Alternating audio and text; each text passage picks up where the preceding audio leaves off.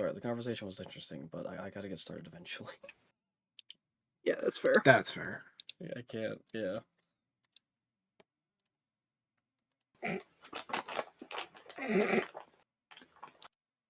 This is the dumbest fucking moving platform I've ever made. Fair. Understandable. But it works. Kind of. It sure don't like to rotate. No, it just rotates really slowly. Yeah. Fair.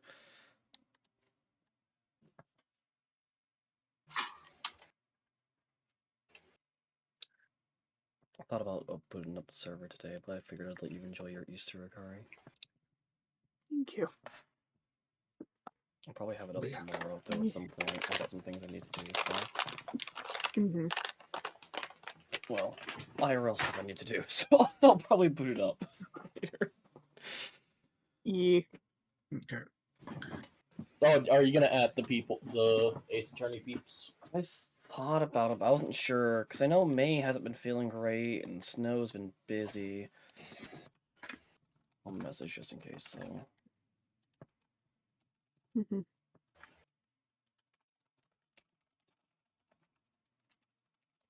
Oh no.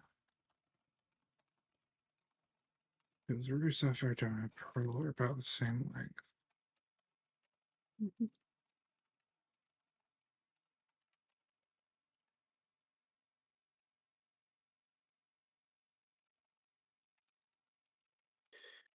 I am curious which one's longest if you count all of the like remakes and stuff.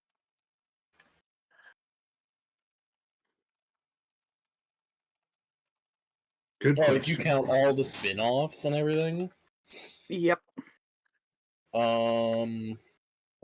That's when I would personally want to give it to either Pokemon or Dragon Ball. Because those... Maybe Naruto. Because there's a lot of spin-offs for Naruto. Yeah, also we're not starting on There's only continuing really this phase. 3. As you have So Naruto, Naruto Shippuden, and Boruto. So Would Boruto be even the same, though? Because it is... Boruto like, is because it's the same. yeah. It essentially just became Naruto again. Okay. Yep. It's Naruto's son. That's why I was And Naruto questioning is still there. Yeah. It's still very much focused on Naruto.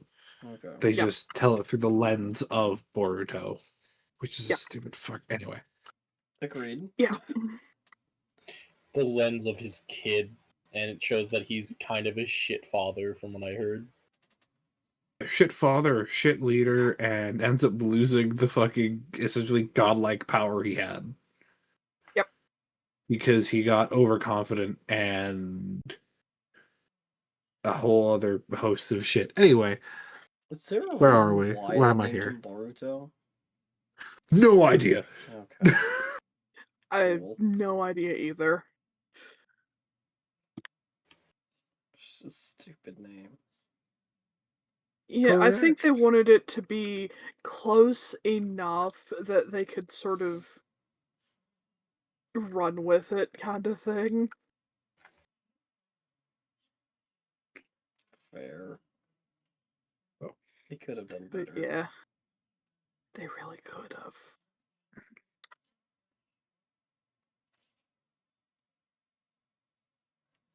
Okay. Anyway, I'm actually gonna. You know what? I'm gonna do that now. Hold on. What's up?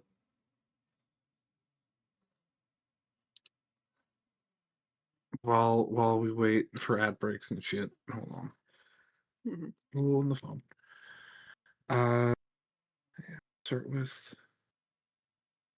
Are we counting things that are no longer canon, like GT? I'd say if it That's exists, a as long as it yes. happens. If it exists, it's canon. Cool. I have bad news for Dragon Ball. Oh no. If it exists, I like that. I have bad news for Dragon Ball. I'm like, I remember GT was like a big. They were like, GT's this is not canon, and it was a fucking mess. Apparently, Well, I'm it not was saying only like made if not canon as of Super. I'm not saying like if it Yeah. exists, it's canon. I'm more so saying like if it exists, then yeah, add it to the list. Yeah, because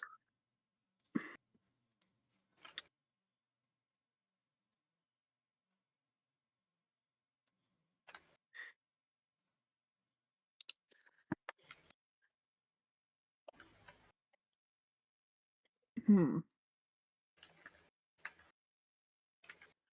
Because Dragon Uh, Ball has some sort of 64. weird ones. I'm not counting the movies. That's fair. Yeah, hard to tell because Pokemon has a shit ton of movies. I'd say just focus on shows. Yeah. Yeah. Dragon Ball has 862 episodes. Okay. Oh, that's okay. That's including GT and Heroes. So still nowhere near One Piece. No, God no. Hold your horses. We're not dead yet. Oh god. Because I swear to God. I think Pokemon might be a bit longer.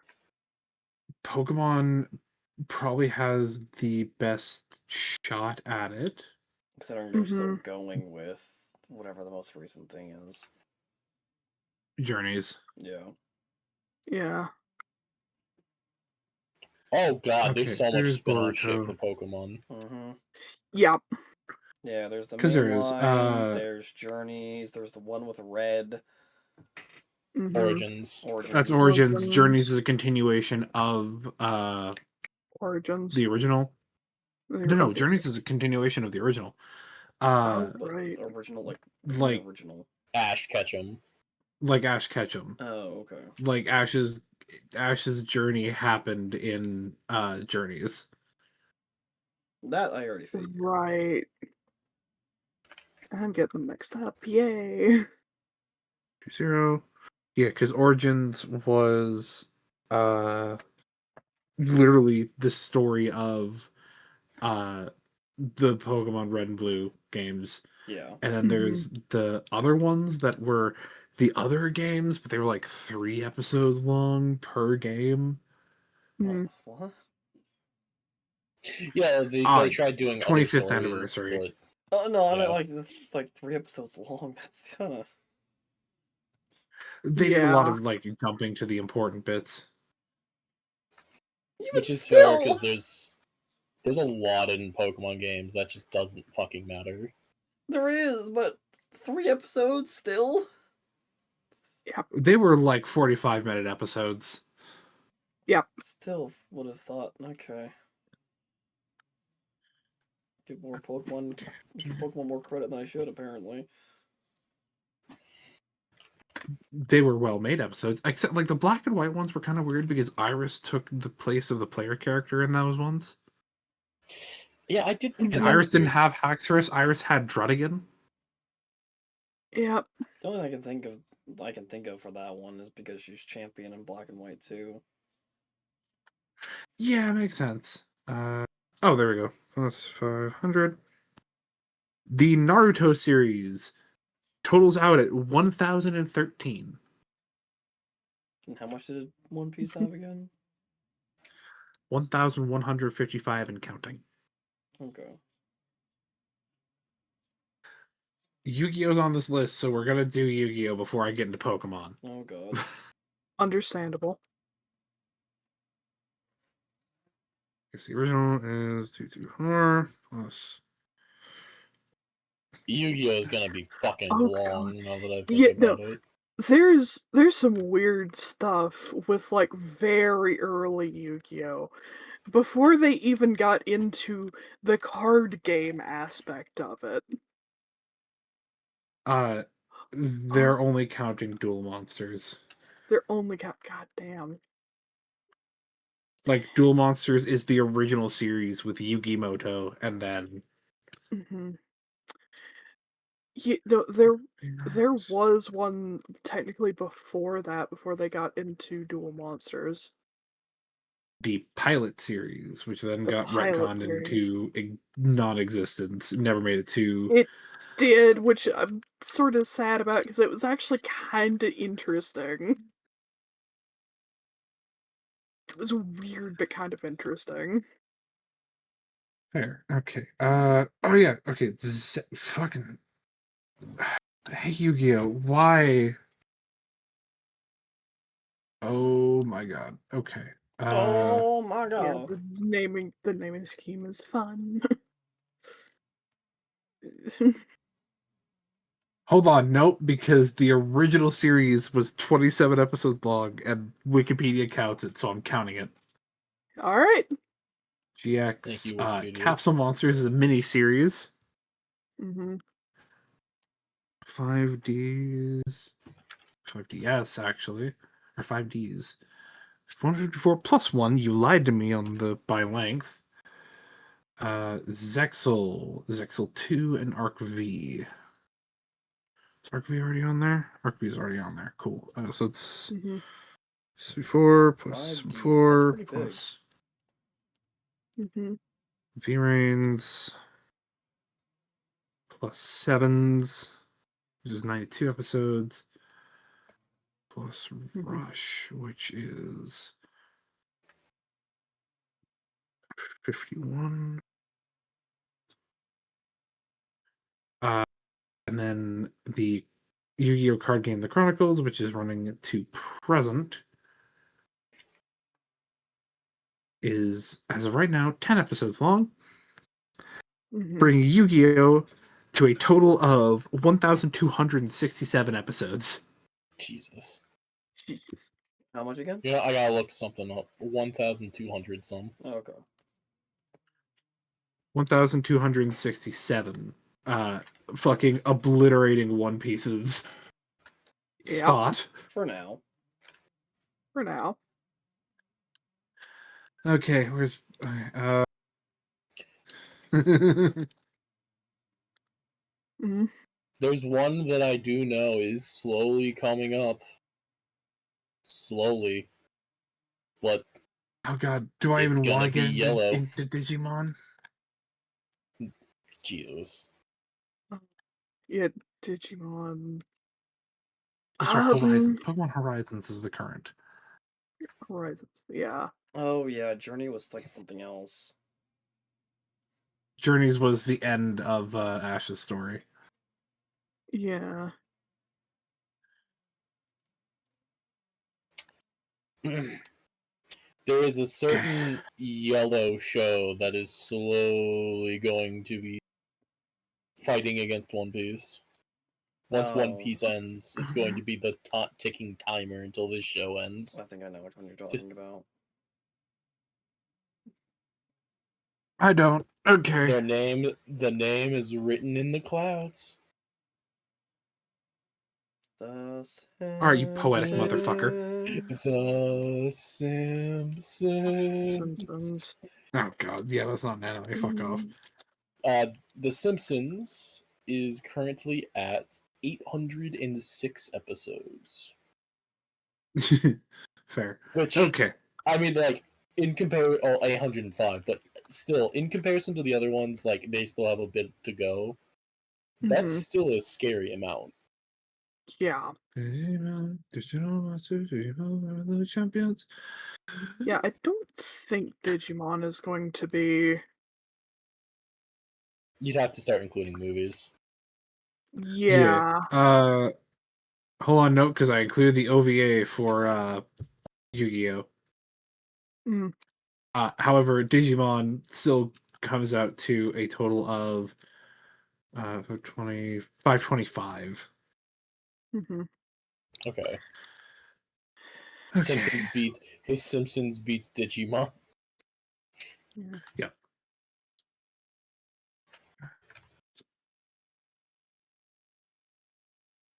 Yeah, okay, because the 97 series goes until the end of Master Quest.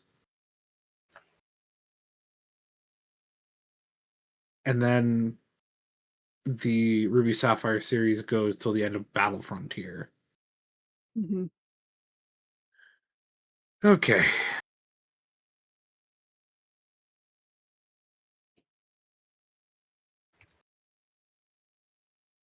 I'm waiting. I have a tangent I want to go on, but Theo needs to actually start his fucking stream. I'm focused on something on Nikkei, so just go do it real quick. Can I just say that the Battle Frontier as a kid in Pokemon kind of fucking sucked? Like, Pokemon Emerald Battle Frontier, there was like one or two things that were like, oh yeah, this was actually really cool. If you weren't like super into Pokemon battling and you were the fucking loner kid, the Battle Frontier did very little for you and it was just kind of boring. I thought it Like, was cool because I grew up with the end of Advanced Battle Mm-hmm. in the anime. So it was like Advanced Battle, Battle Frontier were the two anime, like the two that I caught the most of. Mm-hmm. So to me, that was just like, yeah, it's cool. Why? Because it's Pokemon. Yeah. for me, I didn't watch much of the Pokemon show anime. I didn't watch much of it.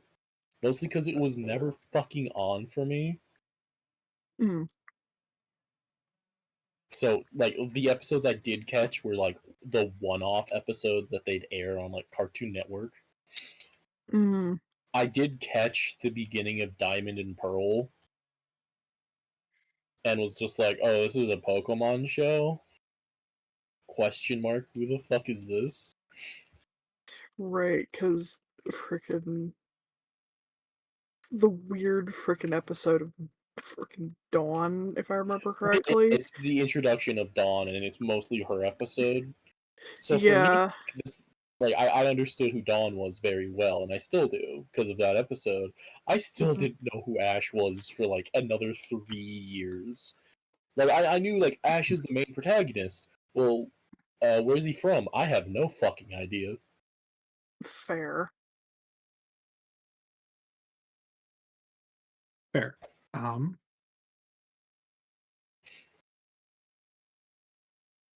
Okay. There's films. But Hold the Battle on. Frontier in the games, as Mhm. someone who didn't watch the anime, was not fun. There was like kind of a tower climb thing that you could do, which was that one was actually kind of Yeah. cool because it was like Mhm. a red light, and that one was kind of Mhm. neat. Um, there was the battle. I think it's called like the Battle Factory with rental Pokemon, Mhm. and the Yeah. coolest thing about that was you just got to see new Pokemon. Mhm. Base turning person, but I never got far with any of those as a kid. Not for lack of trying, I tried like a motherfucker so hard to try and actually do things. I think I got a win streak of 10 once. And I was like, yes, I got a win streak of 10. Never saw any of the Frontier Brains. Just never saw them. I was fucking 12 to. I was 12 or like between 8 and 12. So, like, as an adult, I can recognize Battle Frontier is pretty cool and was really, really cool and needed in modern Pokemon. But as a kid, that shit was rough. Mhm.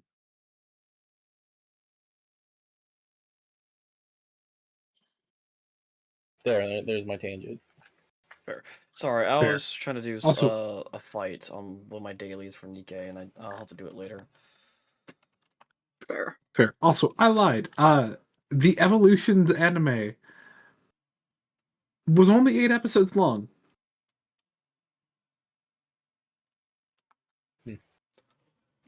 How could you lie to us? Oh, what? Hold on, I might be looking at the wrong one. Is it Generations? It is Pokemon Generations. Yeah, this is the bitch. 18 episodes. Because they hadn't got to Sword and Shield yet. Yes, this is just X and Y. Yeah, it's up to X and Y. Each generation got 3 episodes.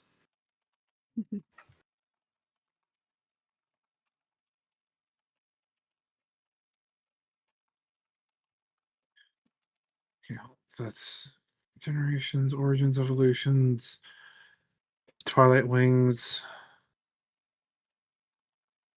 which explores more of Galar, weirdly enough. Mhm. That's only 8 episodes long.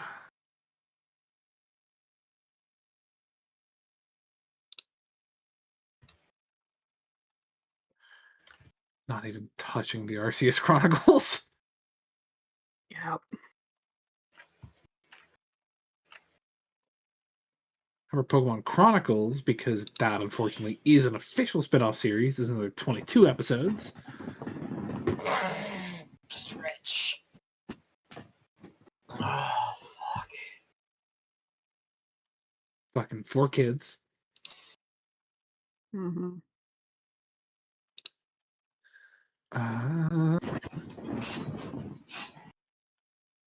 X and Y are still in the middle of Horizons. That's a movie. Covered that one already. Not touching that one with a 10-foot pole. Which one? Poketune. Oh, yeah. Can you see her what? It's probably Actually, just his does the glasses, Arceus I'm not Chronicles gonna count? lie. No, They it's a come out Pokemon very special. easily, though. Ace Attorney, I wouldn't put it past him as painted on the inside with full on black. Honestly, I wouldn't either. That would be pretty funny. Yeah, that counts as a movie. Okay. Okay. Thank God. Okay, we're gonna get started. Yeah, Alright. get the show on the road. My distractions are done. Okay. DB? Agent Knight. Fair, they just went bored now. We're starting stream. Well, I wanted y'all to go off on your tangents. I was trying to do something on Nikkei, but I'll have to do it later because I can't complete it right now. It's difficult. And the other 2 haven't joined, so They haven't even messaged anything. nope. So I'm just not going to worry about it. Agent Lang. Wait, hold on, I'm gonna check something. Lang Z says, little cubs never do they know the real fury of the Elder Wolves. Hey, Capcom, what the fuck? These calls Me are at definitely- Capcom during the DS era entirely. These calls are definitely becoming increasingly difficult to decipher. At least they know. Correct. What does that mean?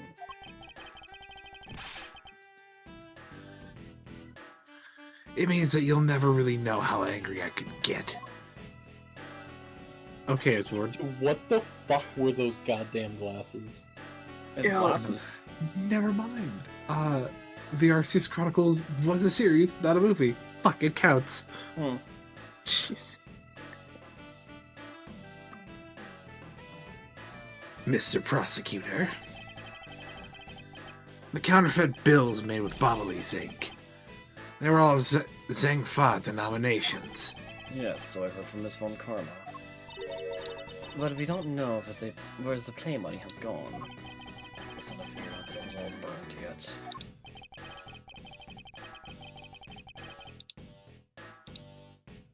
Ever since those things showed up in circulation, my country's economy's taken a big hit. That's what you're worried about, brother? Yeah. Zheng Fa's in financial chaos as we speak.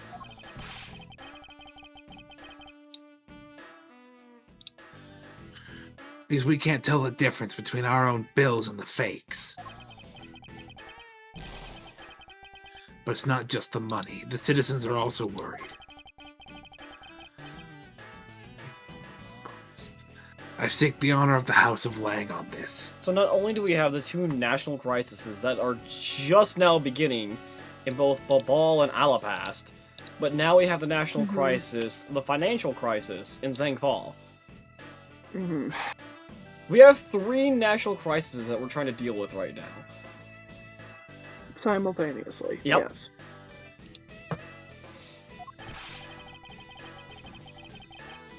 Ah, and I've come to this land to capture the mastermind behind this whole mess. My Elizabeth's coming up. I investigated how the bills were made and how the ink was smuggled into Zhengfa. And I pursued the smuggling ring all the way here. But tonight, this is where the final chapter was written. My brother in Christ. Despite my frantic efforts to chase the smuggler down, someone got to him first. And now I'm called to return home without a single answer. Agent Lang, Don't start. Not your fault. It's not anyone's fault, Mr. Prosecutor.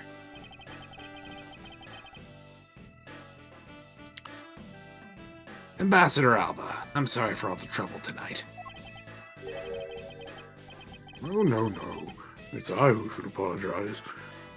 It was all because I was not strong enough. If only I was able to think of a better solution. Quercus, you fool. Curse your empty brain. Being too hard on yourself, Ambassador. This is just DMing. Great. I take full responsibility for tonight. End of story. Fuck off. Sheena, let's go. Time to return to our den. Yes. I don't like to admit it, but there's not much else for us to do but go home as well. Agent Lang, a moment of... You, Wolfman and Secretary Lady, hold it! Objection, pal! Detective Gumshoe. Have you got the results of the handwriting analysis already?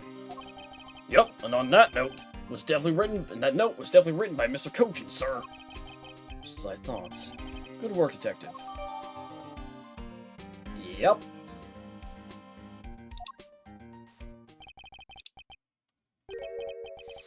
Hey, Mr. Prosecutor. How long do you intend to hold us up for? Sorry to have made you wait, but I believe that now everyone is finally here. Agent Sheena, I'd like to ask you something if you don't mind. Yes? How exactly did you fail to see the Yatagarasu when you were in the neighboring room to where Mr. Cochin was killed? I'd like you to explain that to us.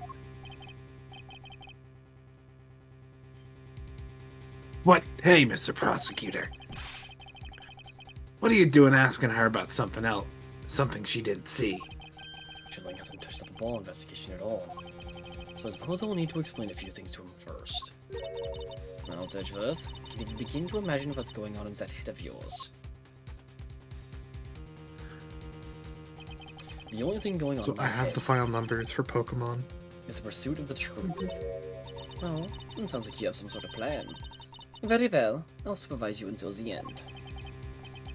You seriously gonna treat me as a subordinate for the rest of the day? Before I get into this, the grand total for Pokemon episodes, including spin-offs, I couldn't find an episode count for Hotel, is 1,401. It's lower than I thought it was. Jeez.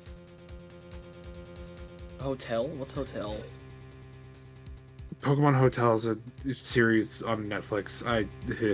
Apparently it's really nice and really cozy. Anyway, Yu-Gi-Oh's episode count was just taken out back and shot. Yep. Fair. Anyway, you're not trying to pick a fight with my subordinate on some flimsy guess, are you? I'm not trying to pick a fight, and the evidence is hardly flimsy, as you will see.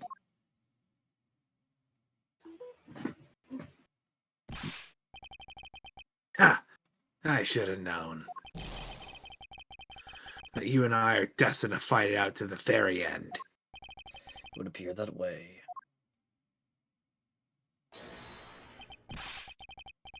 Well, I'll prove her innocence. Let's see what you got, Prosecutor Edgeworth. With pleasure. For my opening arguments, I'll discuss the Yatagarasu that appeared in Babal.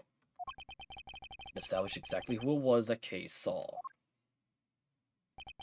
Agent Lang, I assume you've been briefed on Kay's testimony. You mean the suspicious person in a coat that she saw? That's right. That person was one of the keys to solving this case. The person who pretended to be the Yatagarasu. Pretended? What do you mean by that? I'll get to that in a second, but first I want to review what Kay's mystery person did. Kay, if you could please explain for us what the person you were chasing did. Okay, you got it. I first spotted the suspicious person near the open-air stage on the Bobbly's side. I called out to the person, but as soon as I did, that person ran off. I thought it was rather suspicious, so I immediately gave chase. For the sake of argument, let's call this suspicious person the Yatagarasu. Now, please tell us what happened when you chased the Yatagarasu up to the 3rd floor. Can do.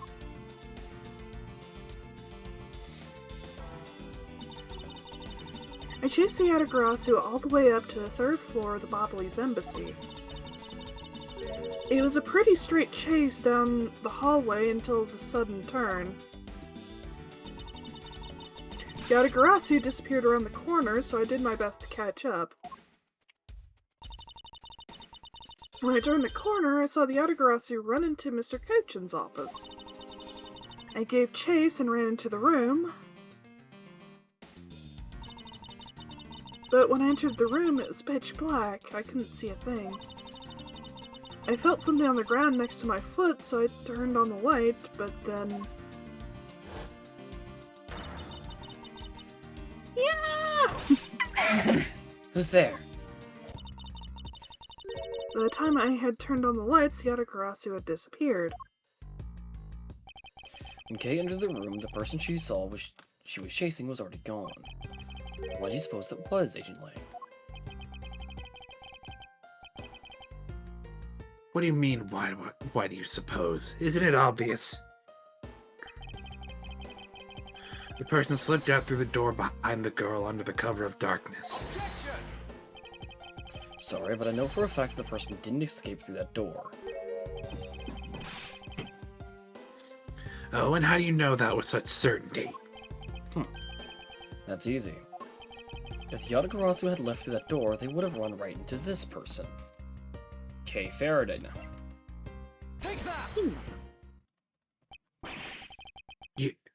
Your answer is Sheena?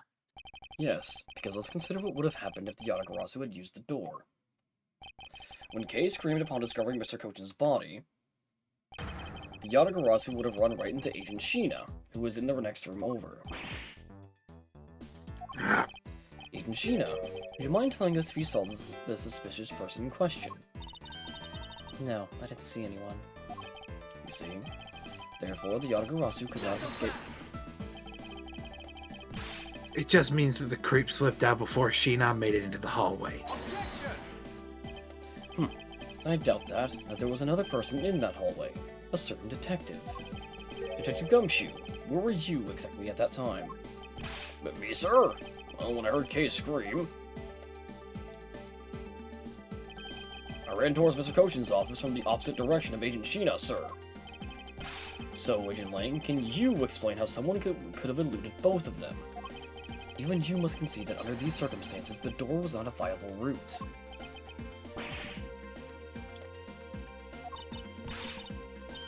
Way to go, Mr. Edgeworth. You nailed him with just an explanation of what happened. Yes. I've eliminated one of the possible escape routes from that room. But this is far from over. I need to make Agent Lang aware as well. Of yet another possible escape route the Yatagarasu could have taken.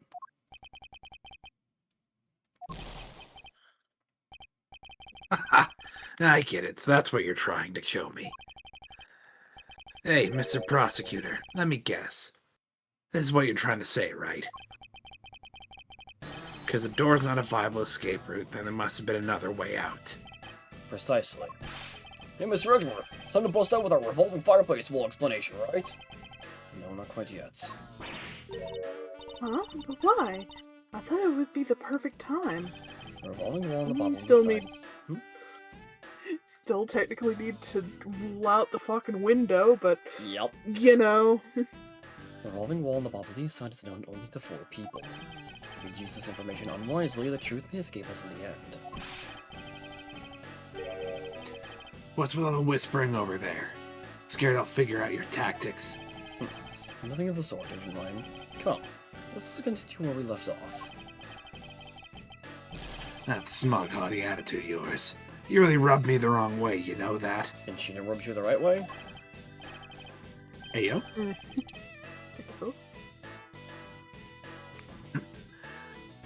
No matter. I figured you out already anyway. There it is. Yep. The only other possible escape route besides the door is the room's lone window. And since an eerie picture of said escape route exists, you saying this photo captured the moment of the Yatagarasu's escape? Get Detective Bad must have filled him in on this photo. I have to admit that at first I thought the window to be a possible escape route as well. However, I now know that to be impossible.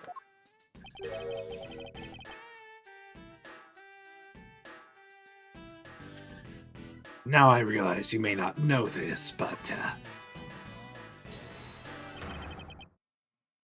humans can't exactly. We've dealt with We've dealt with humans this can't exactly fly. a couple times. Of course I know that. That's bloody common sense.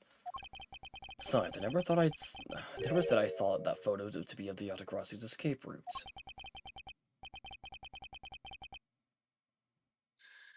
I suppose not. All right then, explain yourself. The shadow in this photo is not the Yatagarasu that Kay was chasing after. You can say whatever you like in whatever language you want. There's only one language I really understand. The language of evidence. Very well then. I present to you proof that the person Kay saw is not the same as the one in the photo. Shoot.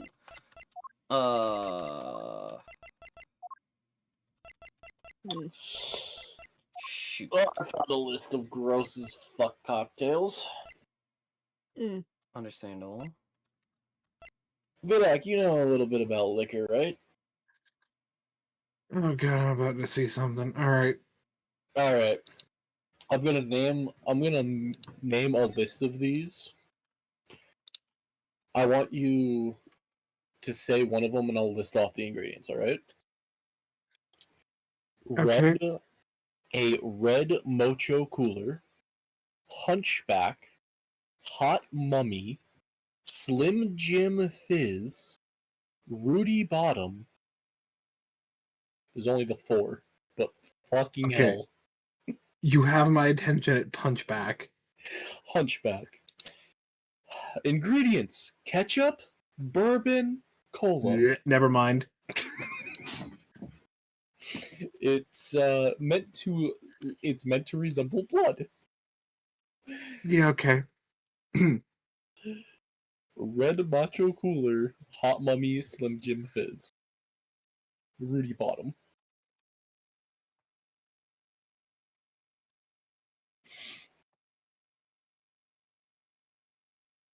Hate that so much. I know there's one that you immediately know what it is. Don't want to know. I've decided I no longer want to know, actually. I've seen somebody actually make these and drink them. That'd be the picture, because this was taken after the first fire, not the second.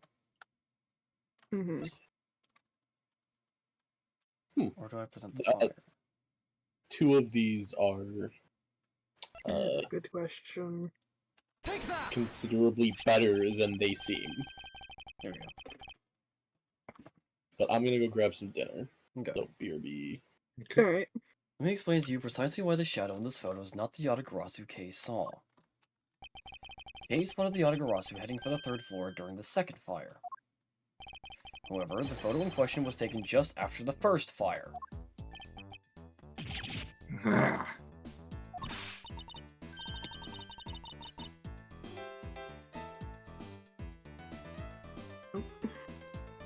Yeah, way to go. That's twice you've bit him in the butt now. We're not done yet. You still have to explain what that shadow is. And how the Yatagarasu escaped. Don't suppose you can answer both, can you? Regarding the photo, I admit that we don't understand what it means quite yet.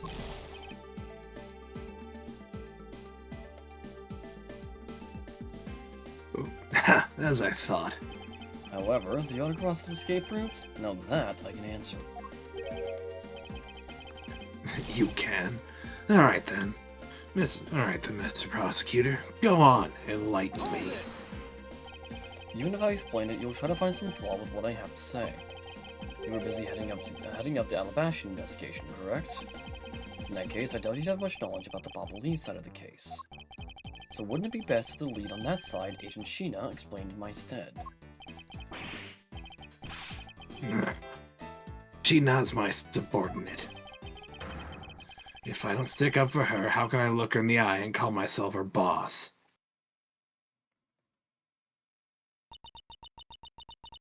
Lang, it's alright. I can take care of him. Sheena, You've shielded me a lot as my boss. But it's time for me to prove my worth. alright, you're okay with it, then you have my support. Finally, down to just Agent Sheena and myself. This is where the battle really begins. Now then, what is it you'd like to ask? Let's see. Why don't we start with your movements inside the Bobbly's embassy? During the first Bobbly's fire, I assisted in putting out the fire. During the second fire, I was searching for the Yatagarasu that appeared in Babal.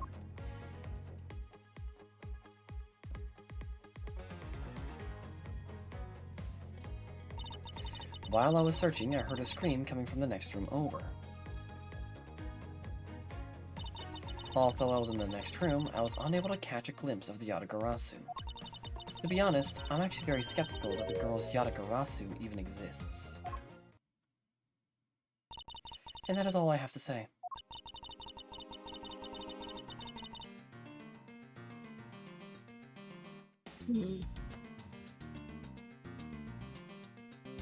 But I'm not lying when I say I saw the suspicious person run into Mr. Couchin's office. Like I said earlier, I have no intention of retracting my testimony. Good. Just to confirm, did you have a partner when you were on your investigation? No, I moved alone. In that case, you have no one to corroborate your alibi. Is that correct? Are you? Oh, Jesus fucking Christ, Internet, why can you not behave? You calling her suspicious because she was in a room by herself? How pathetic. And it wasn't when Agent Sheena tried to arrest Kay under the same rationale. And how about when you accused Larry because he was the weapon's owner? Not that is unexpected for is that useless for them to get into such a situation. Also, I suppose it's never a good idea to let mistakes go uncorrected.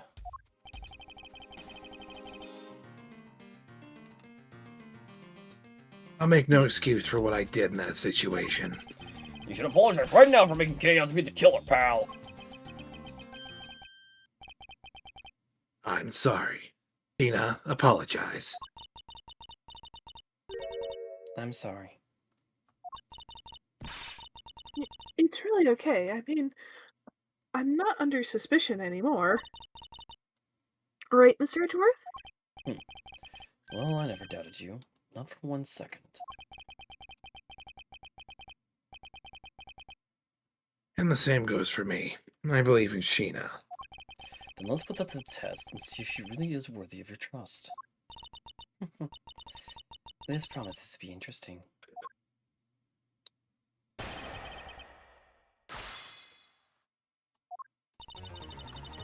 Oh boy.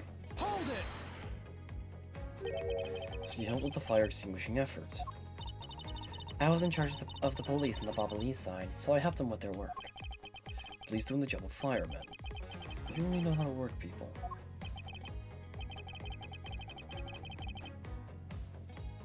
He sure does. That's because she's one awesome woman who knows how to manage. Yes, so she's always bringing you a business card or a scroll at just the right time. To prepare everything before I'm ordered to. That is the definition of a secretary. She kinda seems more capable than Agent Lang, doesn't she? At the very least, she's certainly more capable than you, Detective. Oh, Hmm. I kinda had a feeling you were going to say that. Oof. Sheena is more than just a capable secretary, you know. I bet.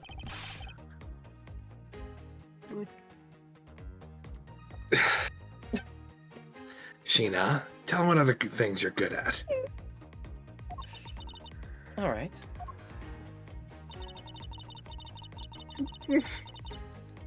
Nothing. Yeah. That conversation was censored. Yep. By the second fire, you mean the one that consumed the third floor of a ball, correct?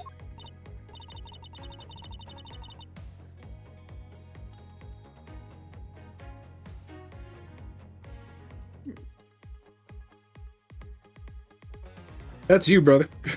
Oh my god. Oh my god, I'm so stupid. I'm sorry. Yes, that was when the suspicious person was spotted in Babal. Her name is Sheena. She is an Interpol agent Mm-hmm. and secretary to Agent Lang. This is like the only time she's Yep. really talked.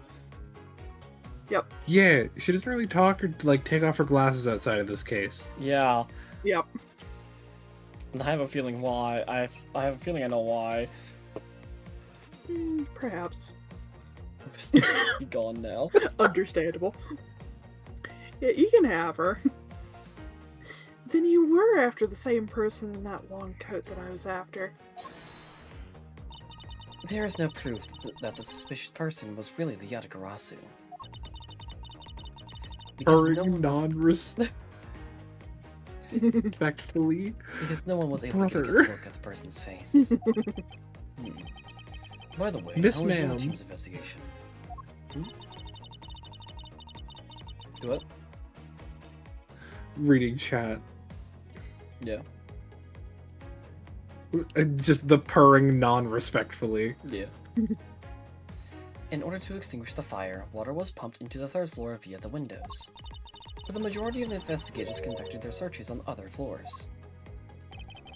Maybe they did, but there was one person who was wandering around lost on the third floor. When the I fire don't was like her smile. It's off-putting. Yep. Very. When the fire was pretty much out, I moved to investigate the third floor. You did that alone. Yes. Hold it! So you were in the room next to Mr. Koshin's office. I already told you I was earlier. As I was examining the neighboring room, I heard that girl's shrill scream. Upon hearing her, I immediately ran towards Mr. Koshin's office, wherein you proceeded to arrest her, as I recall. Yes, I did. She was wholly innocent, pal. Thought we had already cleared that up. She put them on just to take them off. Yep. And I thought I had already apologized for my behavior. Now, if the tenacious detective would be so kind as to be quiet. No. I have to agree. Right now is not the time to take issue with that. Oh, not you too, Mr. Edgeworth. What I do take issue with is the fact you didn't see the Yatagarasu, Agent Sheena. The prosecutors of this country are all so strange. Hold it! You were unable to catch even a glimpse despite being in the next room. Is that true? I really hate to repeat myself. I'm sorry for inconveniencing you. However, I simply wish to make sure that you are not misremembering something. We wouldn't want you to be accused of lying later on, would we?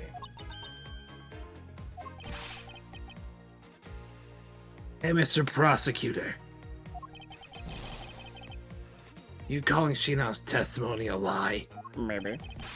Jin Lang, I'm talking with Agent Shino right now. So I'd appreciate it if you wouldn't interrupt us with superfluous comments. God, I can't say that.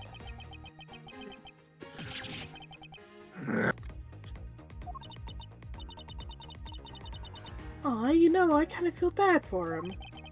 I understand his Don't. pain of watching one of his subordinates being accused. However, I cannot turn my eyes from the truth. Lang, I'm alright. As for you, I think you should be focusing your doubts on that girl rather than me. Hmm. Why is that?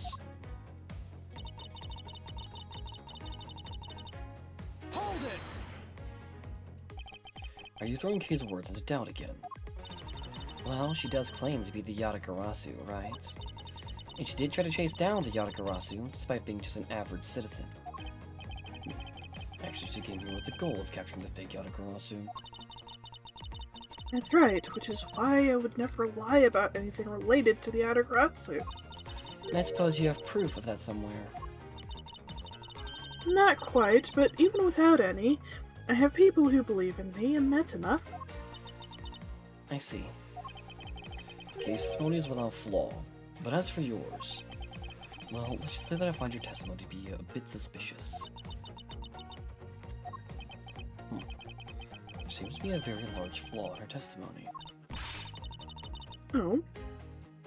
This is the... Yeah. Why don't you show her using what we found out with Little Thief? I will, in due time. Escape rid of the Yatagarasu that Kei was in pursuit of. It turns out that it really does lead right to Agent Shino. But what is it that she's keeping from us right now? Okay, so... That one. yeah. This would be the fireplace. Objection! Being in the room next to Mr. Kochin's office is the problem with your testimony. Not so fast! Mr. Prosecutor, I don't see what problem you're talking about at all. Agent Lang, do you recall this secret we discovered about the Alabashan office fireplace?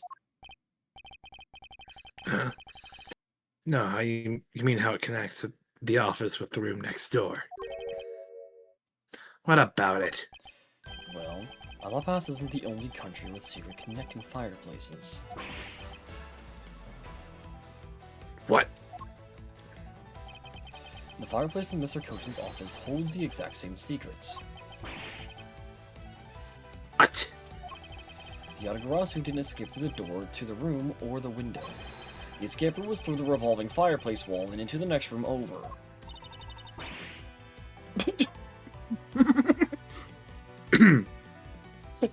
Alright then. Now do you see? Oh, I can press C to just...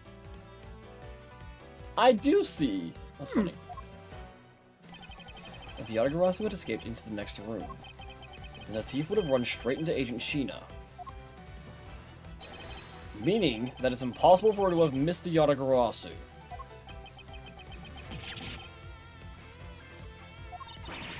What is the meaning of this, Miles? Well, would you care to explain, Agent Shina? How you managed to completely miss the fleeing Yatagarasu, or shall I? Oh, that's a new sprite. New sprite dropped. Your claim that you were in the next room was a lie all along, wasn't it? The truth is, you were the one Kei saw on the codes. Pretending to be the Yatagarasu, and you were the one she chased after. As you tried to lose her, you ran into Mr. Kochin's office and headed for the fireplace. Then you shed your coat in the next room, leaving it there to emerge as Agent Shina. After that, you came back around to place Kei under arrest.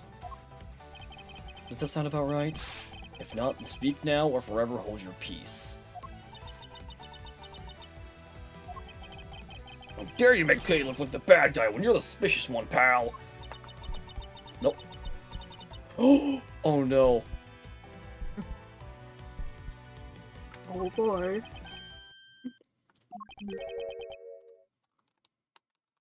Nah.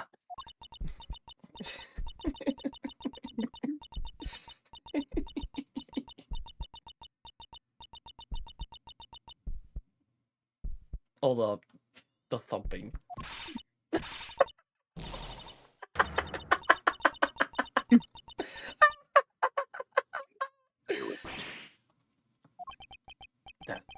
That laugh.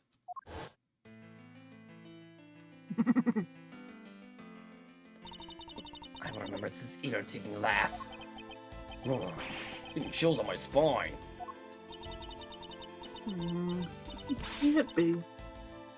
But it has to be.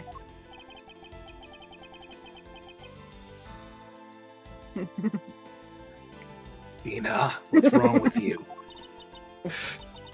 I'm sorry. It was so funny that I couldn't help but laugh. Funny, you say?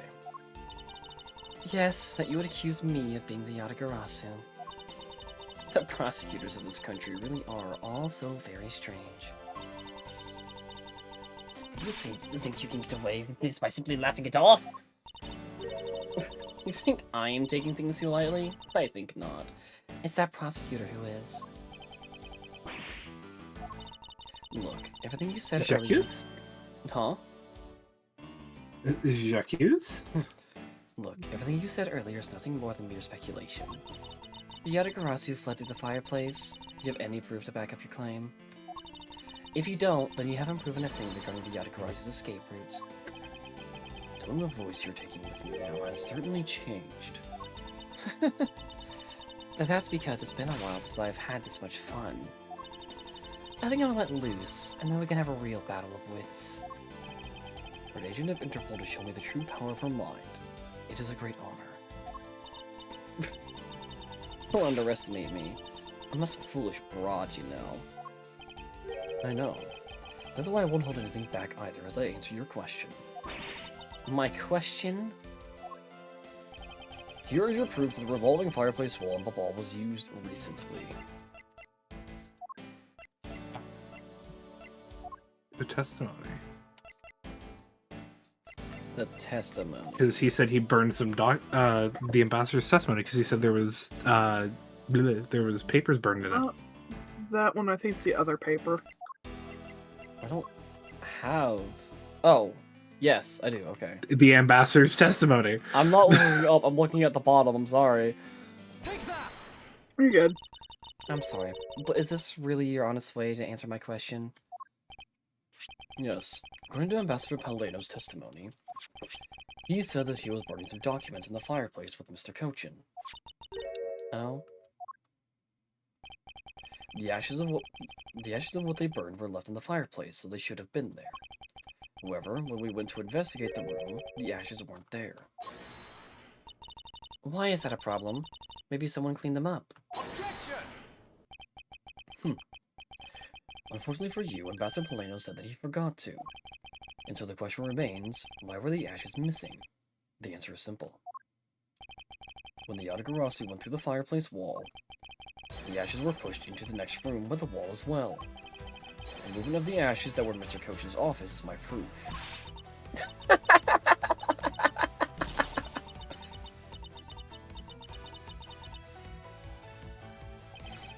And just what is so funny? Ash as proof? Are you even allowed to submit such flaky evidence in court? You still wish to fight us? Of course. Why wouldn't I? I will be back in a few minutes. Okay. In that case, let's hear your counter-arguments. My counter-argument, huh? This really is just like being in court. To me, we're simply continuing from where we left off all those years ago. I have no idea what you're talking about. Doesn't matter if we're at a crime scene or in court. Let's finish this here and now. I suppose. I had a lot of fun today, but I grow weary of this game of cat and mouse. Let's make this the last testimony and wrap up this absurd case once and for all. In my eyes, all you've proved that the rotating fireplace wall was used. But you can't really call that proof that the Yatagarasu used the fireplace, now can you? So then, who was it that used the rotating wall? Show me your answer with real evidence. Remember, we've already finished our very thorough investigation. We found not a single suspicious thing in Mr. Cochin's office. And there you have it. my counter-argument. Ugh. It's very impressive. Yet seeing through to the fact I've yet to gather that one piece of evidence. Except... Lizuke, I've heard a peep out of you in quite a while now. Don't think you can handle it. Feel free to leave the rest of it to us. But I... Okay, pull yourself together. You are the true heir to the Yatagarasu name, are you not? If you want to steal the truth, then you must never take your eyes off it. This chase you're running to catch the truth, you must see it through to the very end. Mr. Edgeworth. You're right. I will see this through to the end. So, you go get her for me, Mr. Edgeworth. With pleasure. Looks like a lack of evidence has left you wide open, doesn't it? Sheena. Huh? Please. Show me you're someone I can trust. Don't worry. This will be the deciding match. You'll see. Truly sorry, Agent Lane, but I simply can't allow her to escape me again. Very well then, Agent Sheena. Shall we begin? I'm ready whenever you are.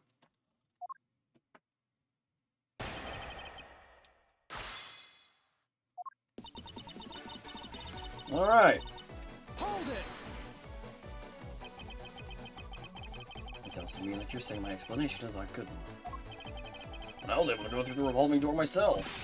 That should be proof enough, even for you, pal. Looks like you don't quite understand. But by your looks, I can guess that you're not all that you learned. You're not all that learned. Ouch. Talk about rude. Just watch what you say, pal. Sadly, I can't say I disagree with her on that one. But you know what I mean, right? You may have proven that the fireplace was used. Let me call it proof. Hold it!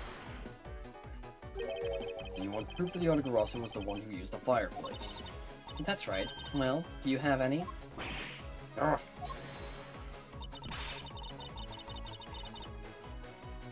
Can you prove that it wasn't the Autograss who used the fireplace? Good counterpoint. I don't need to prove anything to you. Oh, objection! Hold it! Okay, if you could please not steal my line.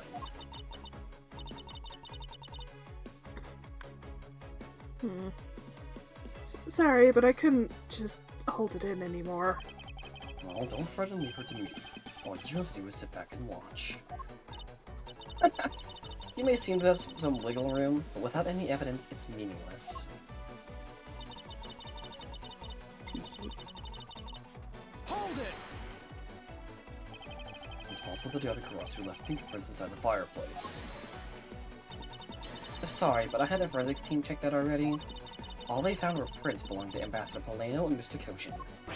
Curses!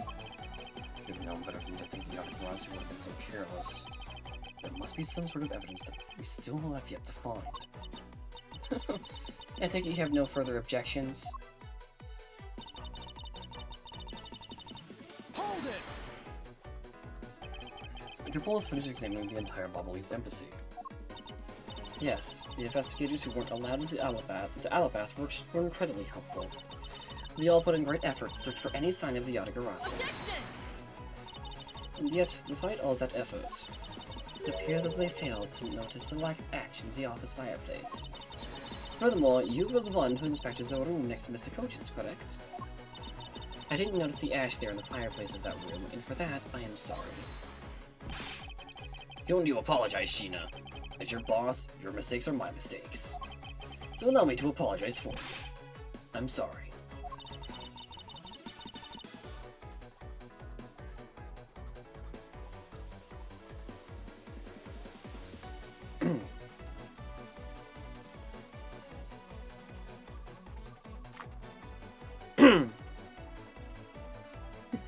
Sorry. You're good. Fighting an Enderman, sorry. Oh, no, you're good. You know, maybe this guy's not so much. Maybe this guy's not such a bad guy after all. You apologize for his board and everything. What a great boss. Are you saying that I don't do anything for my own subordinates? No. No, nothing of the sort, sir. You're someone I really respect, sir, even if you are a bit too strict sometimes. There's only a problem on your end.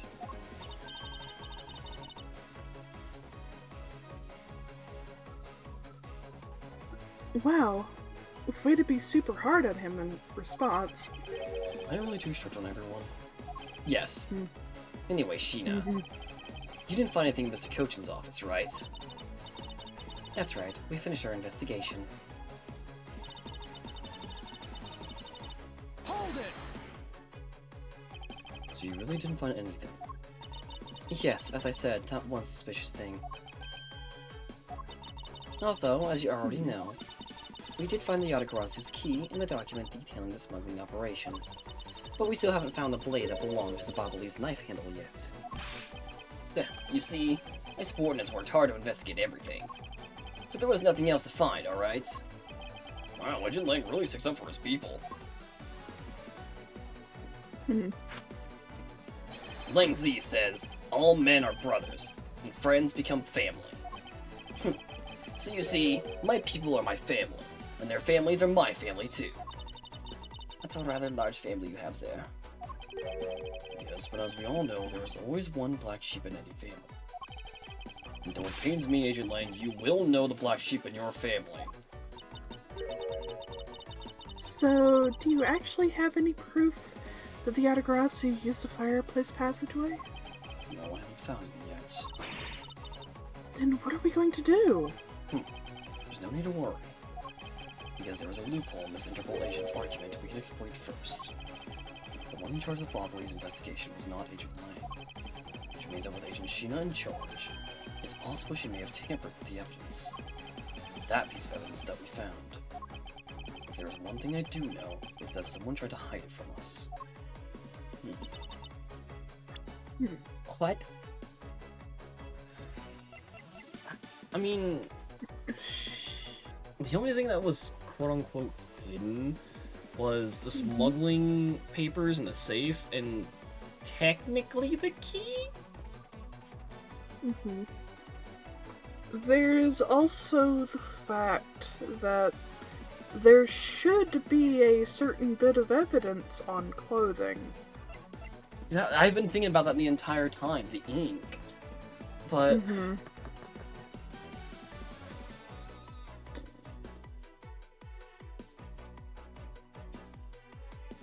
Actually, that is another point. There was an extra thing of ink on the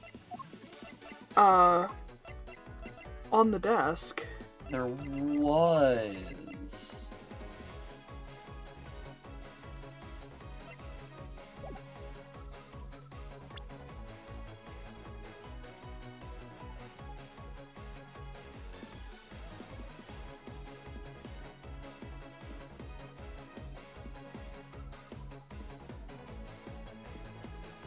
One piece of evidence, there's a loophole trying to hide it from us.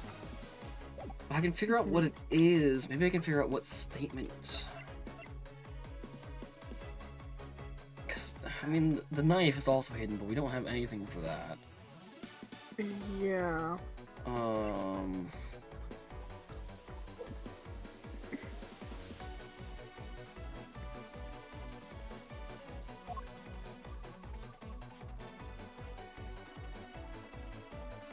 I mean, these were burnt. It has to be on the Baba Lee side. So the samurai dogs, the flowers, the statue, it's not... Not gonna cut it. No. Hmm.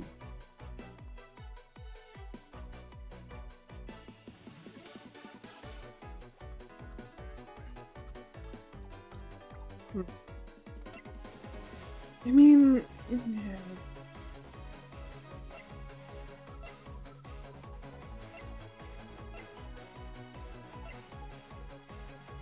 Oh! Oh, yeah.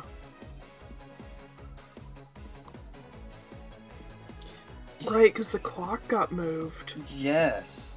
And this was inside. Mm-hmm. We don't have an explanation for it yet. Mm-hmm.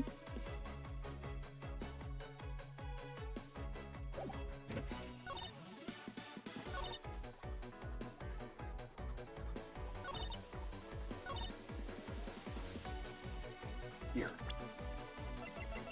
Mm-hmm. Objection! There we go. Why do you say that you and your agents have finished your thorough investigation? Are you absolutely certain that you didn't overlook anything? Well, aren't we full of ourselves, standing there insulting Interpol agents? You better not be insinuating that my men are incompetent, Mr. Prosecutor. I'd never do that. However, it doesn't change the fact that they did overlook something. I'd like for you to take a look at this length of wire. And what exactly is this supposed to mean? A length of wire. So what about it? I'll tell you what. We found this in the Bombalese embassy not long ago. What? And we found it wound up inside the grandfather clock in Mr. Cochin's office. You found that? That's the scene of Mr. Cochin's murder. But this wire wasn't all we found. We found one other very important thing. There's more? In Mr. Cochin's office. There were signs that someone had burned counterfeit bills there. What in the... Aya! Nope. Oh. Nope. That evidence was something you found out through that girl's machine, right? So, what if it was? That's what I thought. But unfortunately for you, a recreation made by a machine is hardly concrete proof. Among the ashes you found in the room, did you happen to find any counterfeit bills? No. You see, so there was nothing in that office, nothing you can call evidence, anyway. Objection! I'm sorry, but I seem to have given you the wrong impression. How so? I don't recall saying that I was presenting evidence of any sort. But rather, I was pointing out that your investigation was incomplete. And that this throws doubt on the purity of your investigation into the Yatagarasu. You still suspect me, I see. Alright then, I ask that you point out what part of my investigation was incomplete. The other... I... Read you what? I got nothing. I mean, there's the stuff in the safe, there's Well, the air and the papers. I The could have went for air. grandma. Oh, fair. papers. Also the testimony of the fact that someone tried to walk into the room with green flames, which is, if I remember correctly, they're using Bobbly's ink for making counterfeit bills. I'll hit the testimony. I mean, I would say there's a dead body, but that's been moved already. I wouldn't recommend any of the knives. Yeah. There is the ink. I don't recommend it, though. Oh, hey, we got some samurai dogs. How about that? Yeah, no, freaking, there's so many points of, yeah, the counterfeit bills made with Bobbly's ink, which burns green, and there was freaking green flames at the door. Yeah. I'm still waiting for them to bring that up. The other Interpol agents were Yep. under the command of Agent Shima. It is now possible that the reason the person Kay was chasing chose the 3rd floor is because that person knew there would be no other agents on that floor. Furthermore, we've come to see that Agent Shima was only pretending to be investigating the Yatagarasu to the point of arresting Kay. In that case, there is one location that no one has yet to inspect. Your team's investigation was incomplete because they failed to inspect this location. Take that! The location, Agent Shino, is of course the room you claim to have examined. I believe the room next to Mr. Cochin's office warrants a thorough inspection. Even if you do that, I doubt you'll find anything of use to you there. I'll be the one to decide that. Detective Gumshoe! Yes, sir. I'm on it. I'll be right back after I check out that room next to the office.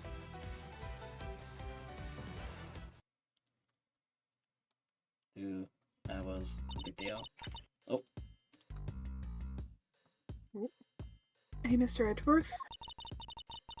Do you really think that Miss Sheena's the Yatagarasu? Yes, by logical sound, I believe she is. Then I'm not gonna let her get away with ruining the name of the Yatagarasu. Can you prove that she's the Yatagarasu is the question? What happened to Vidok? He had to step away for a couple minutes. Yeah, Yep. okay. If Detective I Gumshoe might step away because I got something I gotta take care of. I got a few things I Alright. gotta do, and then I'm probably gonna chill and watch Venture Brothers Okay. Fair. again. Fair. Okay. Have a good night. Have a good night, y'all. I hope this final case goes well. Yeah, we'll 'Cause see. I mean, I have enjoyed peeking in behind the curtain of the Ace Attorney series. Mhm. It is a very good series. It was just one of those. I don't think I'd ever really play them, or I never really had an in to it. Mhm. So this has been very enlightening. It is Mhm. very. I very much enjoy the stories. Yeah, that's a good brain teaser. Oh yeah, no brain teasers are good. Maybe I can convince you to play like Professor Layton as like an April Fool's kind of haha funny. I'll have to follow the path, but it would be fun. I do Yeah. want to try the Phoenix Wright and Professor Layton one. Yeah, I'd recommend at least a Layton game before Phoenix Wright and Professor Layton, so you get the gist of what goes on with Layton. Okay, we may The do late that. experience. We may do that after we're done with the investigation games, then, Yeah. Mhm. because I want to finish. I want to at least do the Phoenix and Layton one before Apollo. Yeah. Mhm. So, Have a good night. have a good night. Alright, have a good night. If Detective Right. Gumshoe can find what I'm hoping he will find, then I should be able to. And just what are you hoping he'll find? Let's just say this. I had Detective Gumshoe do a little experiment for me earlier. Experiment? As if that detective has the brains for high science. He does, actually. Well, technology at least. Wasn't that mentally taxing? I had him use the same escape route as the Yatagarasu. And how did you find out by doing that? First, that it's possible for a person to fit through the revolving wall door. Second, that by going through there, his coat was covered in ash and Bobblebee's ink. Who cares what his coat was covered in? It's not worth that much anyway. Ah, but is it really worth so little? If there's actually quite a meaningful result, the value of which I'm about to prove. Mr. Ridgeworth, I found some things you really need to see, sir. So what are these things that you found? Some makeup, a coat, and a pair of shoes, sir. You found a coat? You hear that, Mr. Edgeworth? Maybe it's the one that the person I was chasing was wearing. Yes, the possibility does exist. Agent Shino, were these pieces of evidence not in that room when you examined? Unfortunately for you, those aren't suspicious items of any sort. They all belong to me. They were getting in the way, so I stored them in that room. Aww. Thank you for bringing them to me. It saves me a trip. May I have them back now? Hold it! These items that the detective brought back are incredibly significant. I request that we be allowed to examine them. They're my personal belongings. You have no right to touch them without my permission. Objection! I wish to examine them for the sake of the investigation. If you wish to deny us access to them, Agent Lang, let's hear your opinion on this. I say, let them look at your stuff, Sheena. Lang! Sheena, let's put it all out in the open. If you're really innocent, then you have nothing to worry about, right? I guess so. Alright, go and examine whatever you'd like. After all, I have nothing to hide. Good. Let's begin. Which of Agent Sheena's belongings are you going to examine, sir? Well, the obvious one is obvious. Yep, Like, the obvious one is obvious. we kind of can't dance around which one we absolutely have to look at right now. Mm-hmm. And that's the shoes. Let's examine her shoes. Maybe there'd be anything particularly odd about them. Maybe it's a prosecutor. You know what they say about men who stare at women's shoes for too long, right? How scandalous. I'm really doing my job, Agent Lang. I don't see how that warranted a comment. Now then, there's some dirt in the soles, but otherwise these seem perfectly normal. I guess there really wasn't anything suspicious about Agent Sheena's shoes. Suppose not. Let's move on and examine something else. The makeup. I believe I'll examine her makeup. What is this? Looks like a very thin paintbrush. It's a lip brush. It's for putting on my lipstick.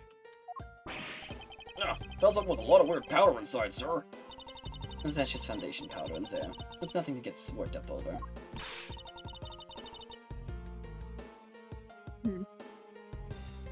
Wow, you two sure know a lot about makeup. I think I need to confiscate them for a bit. Oh god. Oh, I never knew makeup consisted of this stuff too. Oh, I see. She seems to be completely absorbed in her study of cosmetics. Because there really wasn't anything suspicious in Agent Sheena's makeup. Suppose not. Let's move on and examine something else. It's just two guys going through makeup. She's like, what is this? I don't understand what this... What is this used for? Yep. I swear to God, if I ever have to go through someone's makeup, that's gonna be me. Just, what is this doing here? What does that have to do with makeup? Fair. Fair. God, some of the... I only vaguely know makeup because frickin' costuming. Yep. And Fair. even then... What is that, Faye? You put that on the waterline of your lower eye. You're what? Yeah, I've never heard of a waterline! What's the waterline? yep, it's frickin'... Yeah, it's the frickin' lower eyelid, effectively. I was gonna, is that where I have my bags? Like... Not quite. It's the thing in your lower thing- lashes, or it's the thing your lower lashes Yep. are on. The eyelid part down there. Yep, that's the one. I'm a guy. I don't get this stuff. Yeah, also the fact that some of that stuff gets so close to your eyes kind of yike to me. Yeah. Let's examine the coat. Right against the eye, so you can get makeup in it easy by doing waterline stuff. Yep. It looks sir. nice, but oh no. Yeah, makeup's dangerous. Oh yes. Ooh. Even freaking Here's a contacts stain are your coat rather dangerous. badly. Do what? Even contacts are dangerous. Yes, they can be. As a wearer of contacts, I understand that reference. Here's a notice to stain your coat rather badly. Agent Sheena. The other girl through the case saw was wearing a coat. I'm beginning to wonder if this stain wasn't created when you went through the fireplace. No, you have it wrong. That soot probably got in my coat when I was helping the police put out the fire. What about this dark substance around the hem of your coat? Oh, I didn't realize that the hem was that dirty. I'm sure it's just some water mixed with soot from when I was helping with the fire.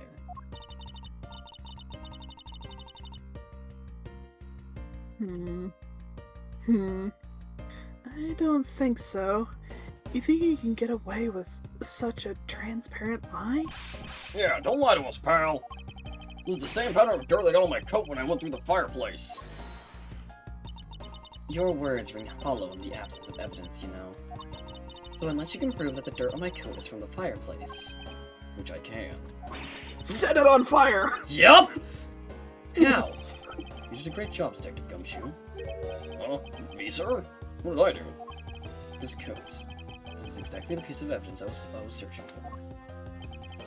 I've been hoping to find the coat that the person Kay saw was wearing. And thanks to you, we proved that going through the fireplace would sully a coat. I don't quite get what you're saying, but I'm happy for the praise, sir. All that remains is for us to show what the dark substance in the coat hem is. Oh? And you think you can do that? Of course I can. This is the dark substance that sullied the hem of this coat. Take that! The Bobbly's ink? Yes. This is what will prove that the coat went through that fireplace. According to Ambassador Poleno, he burned some files in the fireplace this morning. You told us about that already, so I don't really see the point in mentioning it again. My point is that he spilled some ink onto the back wall of the fireplace at that time. If the dark substance on this coat turns out to be Bobbly's ink, it would prove that you and this coat went through the revolving fireplace wall. Sorry to have clipped one of your wings, Yagarasu, but we're not finished yet. You have no way of proving whether or not this is Bobbly's ink on that coat hem. All what I do, I intend to show that it is ink in a few seconds. How? How, you ask? Well, since you don't seem to know, allow me to show you. This is how I'll prove that the dark substance on the coat is Bobbly's ink. Burn the coat! You find out whether that is Bobbly's ink or not by lighting it on fire. That's how you're gonna prove that's Bobbly's ink? Yes. If you could please cut a section of the dark stain area for me, I'd appreciate it. Because I will show you here and now what the dark substance is. Sheena. Sorry to do this, but I'm gonna have to cut off a bit of your coat. Go ahead. I wasn't planning to wear it anymore anyway. Now then, someone can loan me a lighter or something. Oh, I've got some matches. I always carry them with me, so I can light smoke bombs. Of course you do. Lovely, Kay. Then if I could please have one, Kay, we can get this experiment underway. Oh, and here's a smoke bomb for extra. It's a flame! It's the same color as the flames crystal oil produces, which means Bobbly's ink is a product of wit crystal oil. When lit, the ink produces a green flame. Wait, the time has come to clip the Yatagarasu's other wing. Sheena, you're the fake Yatagarasu. The one who killed my father. It's about time you came clean, Agent Sheena. Or, should I say, Callisto you. Hey, Mr. Prosecutor, you're not serious, are you? Do I look like the joking type to you? Callisto you? I've never heard of that name before in my life. Is that manner of speaking, is that attitude? You haven't changed a bit in 7 years. You're the defense attorney that killed Mr. Faraday and then tried to frame me for it! Oh, really? And you have proof? You insist that I am this Callisto you woman, but you can't prove it. If you have no proof, then I'm afraid you won't be able to lay a single finger on me. The raven is a very unique bird, one that flies by the darkness of nights. However, the light of dawn has arrived, and it will reveal your true ugly form to the world. Enough poetry. I want to see some evidence. Do you really have something that can prove that she is Callisto you? I do. Submit that the second Yatagarasu was preserved for us these last 7 years. Yes! Let me do the honor, Mr. Edgeworth. Do me the honor, but yes. Okay. I will say. Yeah, no, I'm freaking You're okay. misread it. Yeah. But we have finally come to the end. We'll prove her to be the Callisto you with this, and clip this Yatagarasu's wings for good. The guitar pick! This perfume. This will prove you to be Callisto you. It will? He has preserved it perfectly for us. Surely you remember this bottle. This belonged to Miss Yu just before she disappeared 7 years ago. Naturally, this means that a few of her fingerprints are on here as well. It's that bottle of perfume you spilled, which I have preserved for ever since. Oh my god, I'm so sorry. I got too excited. You did. It's fine, though.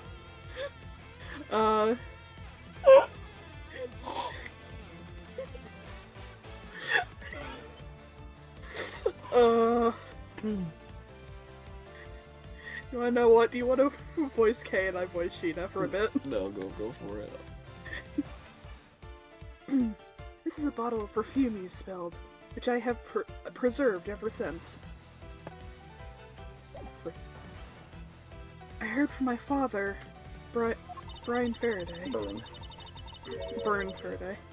That if stored under the right conditions, a fingerprint can be preserved for decades. Which means that your fingerprints are still on here. Every last one. We can clear everything up if we were to compare the prints on this to your own. Now come, Agent Sheena. Will you submit yourself to a fingerprint test? My food is here. Let's go. I feast. Yeah.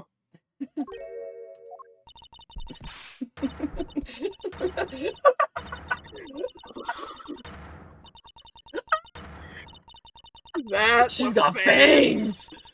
She do. Oh, that's a face. It looks like you've seen right through me yet again. Wife. You haven't eaten today? Tori, what's wrong with you? Oof. Why haven't you eaten?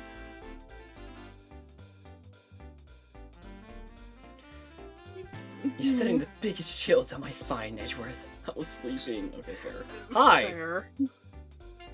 Alright, welcome back. Yeah, this is why I wanted freaking May to voice this character. Yeah, and she's not. I knew this here. was coming, but eh. Oh well. Oh well. Hi, Vidak. Hi, I'm back. What did I miss? So, you missed. Where'd you leave? I've been in stream. Stream has a delay. That's why I'm like, okay. So, okay, so what have you seen?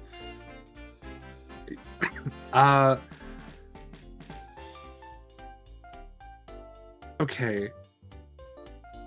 So I know I was right, Uh-huh. and we've now had the big reveal that the crazy bitch is the same crazy bitch? Yep. Cool. You're sending the biggest chill down my spine, Edgeworth. So you've shown your true face at last. This feeling of thrill, it's even greater than that time 7 years ago. Sheena. Vidak's here now. You're right. Hi. Sheena, you're... Lang, I really enjoyed our days together. You're an insanely strong, nice, kind-hearted idiot of a man. So you were a spy all along. A mole sent by the smuggling ring I've been chasing after. Someone who's been feeding them intel on Interpol all this time. Fair enough, Tori. Very good! That's fair. Maybe you're not as big of an idiot as I thought.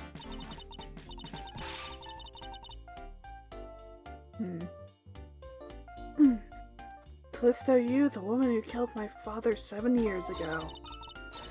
You're her, aren't you? The fake Yatagarasu. That's right, Callisto you. It's just one of my many names. But even that is just a facade. Good evening, ladies and gentlemen. I am the great thief Yatagarasu. No, you're not. Incorrect. So you, this time you won't escape. But this is the end of the road for you. Come along quietly. You know, you're the one who left the strongest impression on me, Kay Faraday. And had you not used the Yatagarasu's gadgets, I might have never known who you were. But here you are, being a thorn on my side, just like your father always was. Okay, don't. You? I'll never Like, forgive you slap for the what cups you on her did to my already. father. You really are just like him. Mr. Faraday, too, possessed such a laughable honesty. Oh! Ooh. Kay! Look, Kay, go right now, pal! You despicable. Let go of me, you filthy... You think I'm a fake, don't you? Well, unfortunately for you, I'm the real Yatagarasu. That's impossible. My father was the one who created the little thief. Hey, Edgeworth! The Yatagarasu has 3 legs. Do you know why that is? Why it has 3 legs?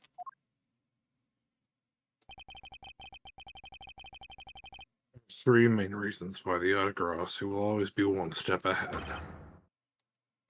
First, the Yatagarasu always knows the exact location of the target object. Second, The Yatagarasu always knows exactly how to disarm the security system. No, it can't be. You finally figure it out? Do you finally know the real identity of the Yatagarasu? The identity of the Yatagarasu is...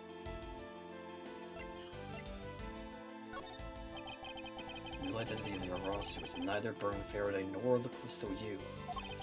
But by the same token, they are also both the real Yatagarasu. How very perceptive of you.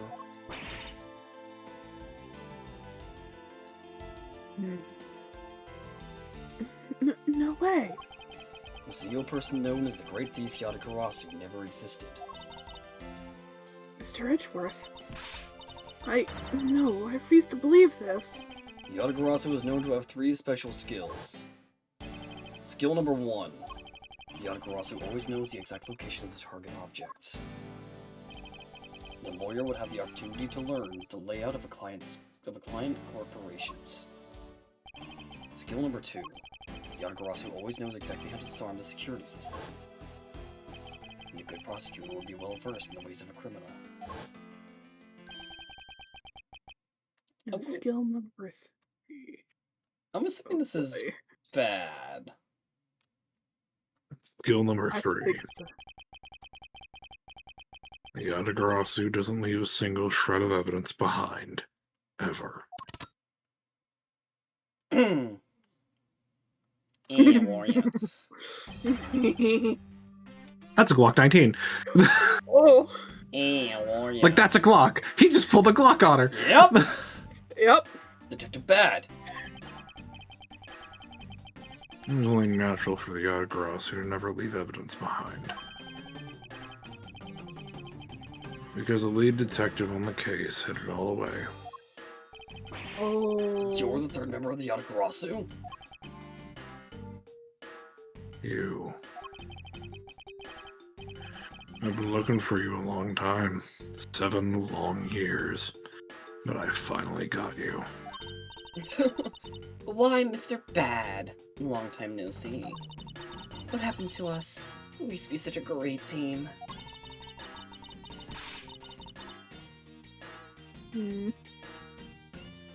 If you were such a great team, then why did you kill my father 7 years ago? Why indeed? It was nothing personal, really. He was just another person I had to kill. How can you say that? I grow wary of this, and it's about time for everything to come to an end. And this time, I won't miss. Stop!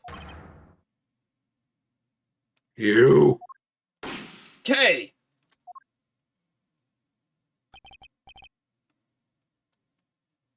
It's over, Sheena.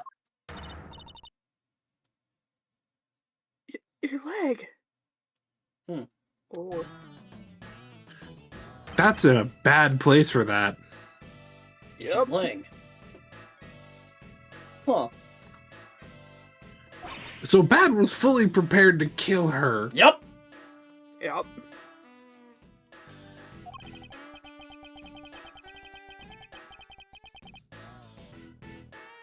You idiot. What were you thinking jumping in front of my gun like that?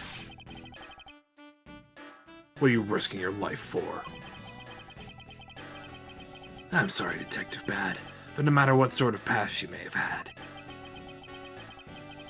or even if she is a spy, doesn't change the fact that she's my subordinate. As long as she is, I can't allow any harm to come to her, not even from you. You are. You really are an idiot. You know that? I'll start giving her the flowery sorry. voice at this point. Yep. Yep. Fine with me. You should know by now this is just how I am. Hey, sis. Yes. I'm going to conduct a full body search. Sheena might have another weapon on her. Alright. Detective Gumshoe, your assistance, please. Sir! Hey, I found Yeah. something. Cavity search. Right. Bad was fully prepared to just fucking kill her. Wait, hold on, Hikari, did you just say cavity search? Yes. Which one? Hey yo. Hey yo. Oh god, that was in there? Oh dear. What is this, sir? Like throwing a hot dog down a hallway. It's like the blade of a knife, but it doesn't have a handle. This is a great find, detective. Well, it is, sir. Let's try pairing up this blade with this handle. Take that! I believe this blade actually belongs with the handle that was on the murder weapon. Hey, they fit together perfectly. This blade must have been taken from the crime scene when the knife handles were switched. I'm gonna go return this Babylese knife now. Alright. I trust that you'll make sure that it's returned to Ambassador Polena. And it's still technically evidence. Oh. Eh. Believe this makes it perfectly clear who did it. Callisto, you. The only time the handles could have been switched is just after Mr. Coach's murder. Means that you must be Mr. Coach's killer. You killed Mr. Cochin with the alabaster knife. Switched the handles and then took the original blade of the Bobley's knife with you. Later, you allowed yourself to be spotted by Kay near the open-air stage. You used the fireplace to lose her, and you went back to accuse her of the murder. Does that about sum it up? Objection! You craft an engaging tale, Edgeworth, but there are two problems with it. Problems? In what respects? What do you think my real reason was in allowing her to chase after me? It was also I could capture Kay Faraday.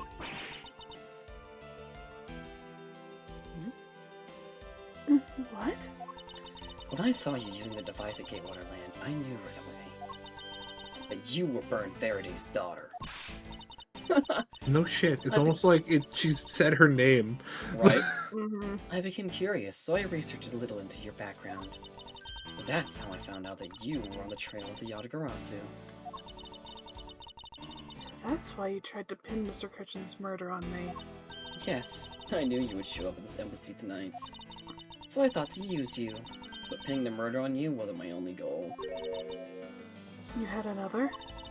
Yes. Once I had you under arrest, I had planned to search you. And take back the device that rightfully belongs to me, the true Yatagarasu. You were gonna take a little thief away from me? 7 years ago, it was thanks to that device that Faraday was able to infiltrate this place. But he stole more than he should have. I had a tough time recovering that precious key. And the person who stole the Yatagarasu's key was Mr. Faraday. That incident 7 years ago.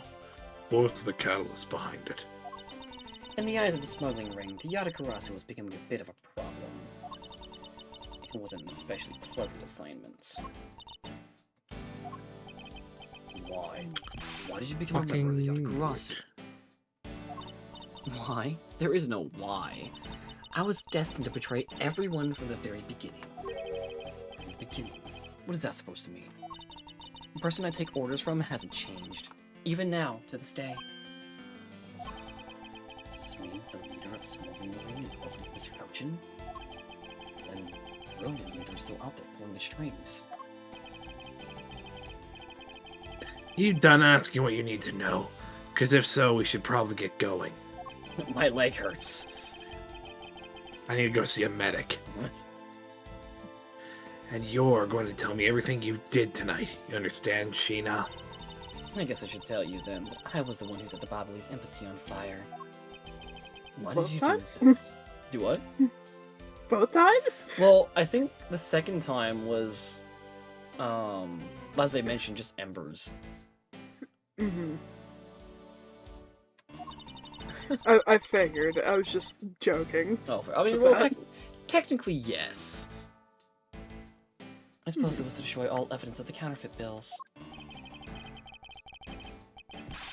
That was what the smuggling ring was trying to do. Then why start 2 of them? Oh, well. Oh, here we go. Sorry, but I can't tell you anything about the ring. It's your job to complete your investigation, after all. I've had my fun. Now it's your turn to enjoy the ride.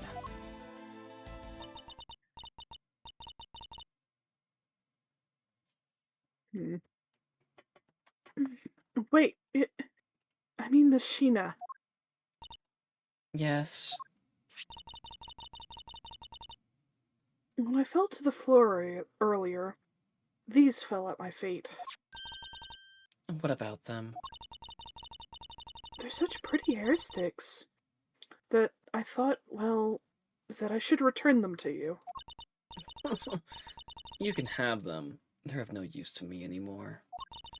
If you don't want them, you can always just throw them away. No, I want to keep them. Suit yourself. Oh, that's right. I almost forgot, Edgeworth. About the second problem I had with your story, I didn't kill anyone tonight. What? I'm not saying that as a sore loser. Think of it as a hint, if you will. He was already Mr. dead by the Prosecutor. time that Gina got in there. Yes, Agent Lang? Mark my words, I'm not done here and I'll be back. And it's got nothing to do with duty or anything, because this has become a personal case. I may have been shot, and I'm going to go see a medic. But I'll show you just how dangerous a wounded wolf can be. His anger appears to have negated the sensation of pain in his injured leg. No, it's just called adrenaline. As he's looking This shit away. hurts like a motherfucker. Yep. It's finally over, Kay.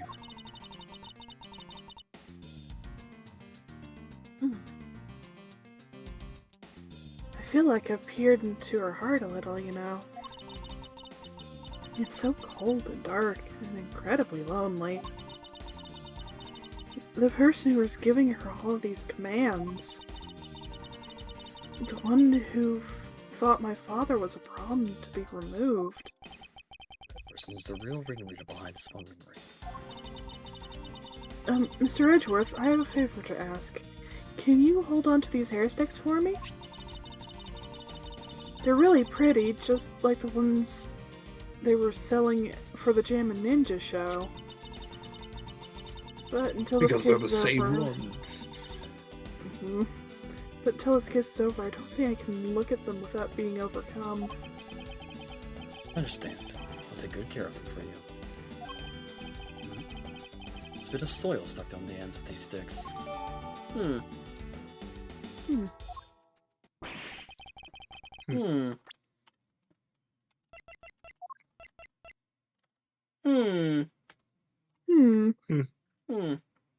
Anyway. Anyway. There. Oh no. Anyway. It's sometime already, huh? So it's midnight. It's the dawn of another day. Hey, Pops, think a bunch. Really done a lot for everyone all these years. Too bad. Don't tell me today is the day. Yeah, it is. With this, I can retire in peace. It was down to the wire and almost didn't make it.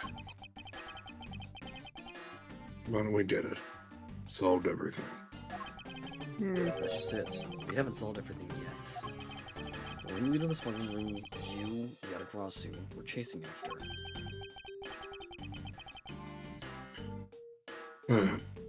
Legend of that Yatagrasu was now over.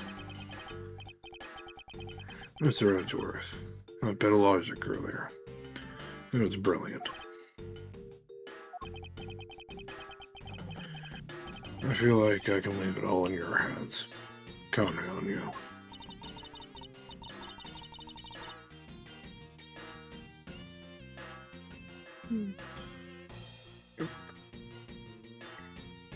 So is it really true, Uncle Bad? You were also a part of the Yatagarasu? As I said to you earlier, Kay, I'm truly sorry. I wanted nothing but a peaceful life for you. Uncle Bad. Hey, don't take it so seriously. It's all just one big joke, right?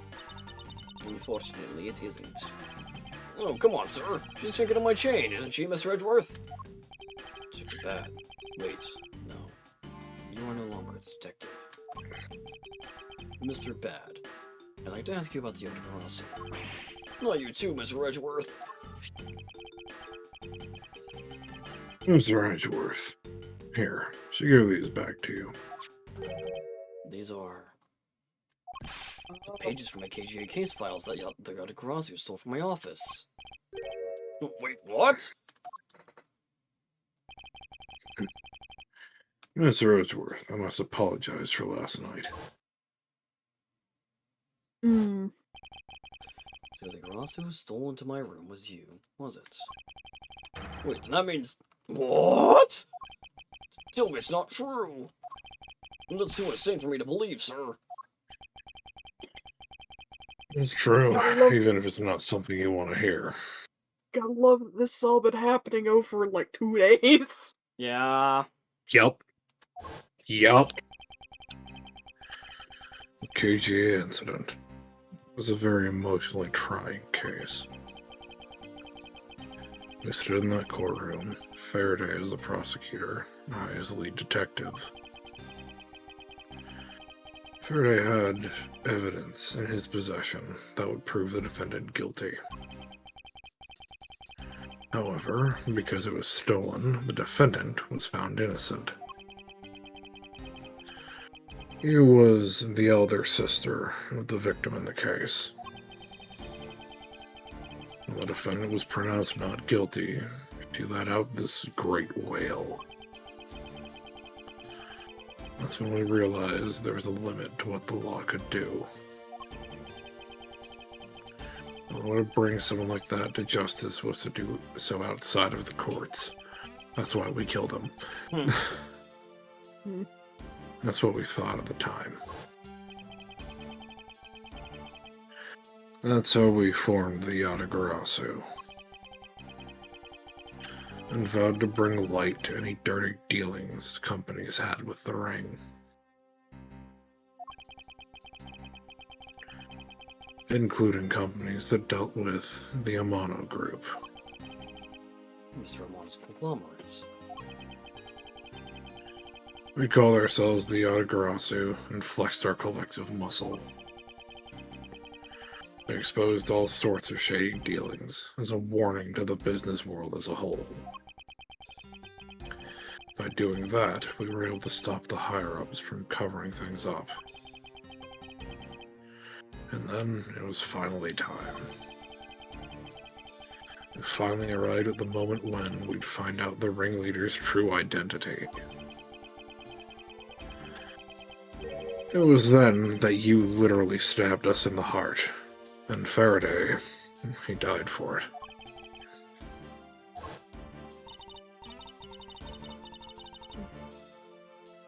But why? Wasn't she the sister of the victim in the KG8 incident? After Faraday's death, I looked into her past. And that's when I found out that she was a phony. The victim of the KG8 incident, CCU, It's an only child. she never had a sister. What? Then that means... Gina wasn't the only fake name she used. Callisto U was another pseudonym. From the very beginning, that woman was a spy sent by the smuggling ring. She said it herself. I was destined to betray everyone from the very beginning. Anyway, let's return to the real topic at hand.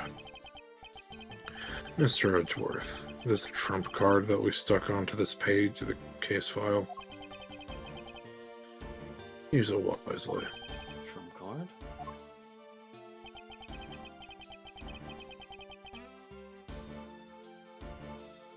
Thanks, Internet. That photo we stuck on there. Try peeling it off. Behind it slumbers a piece of evidence that Faraday hid away all those years ago. It's Marcus Yodagarasu. Why? This is a directives card from the big boss. Take a look at the back. This was something Koshin had on him at the time of the KG8 incident, 10 years ago. That blood is from the victim of the incident in his CCU. But why is the card adorned with the mark of the Yatagarasu? The reason why we called ourselves the Yatagarasu was because of the three-legged raven mark the smuggling ring's boss used. Oh, Mhm. interesting. Kind of a mockery. Yeah. Mhm. Apparently, orders from the boss would come on these cards without fail.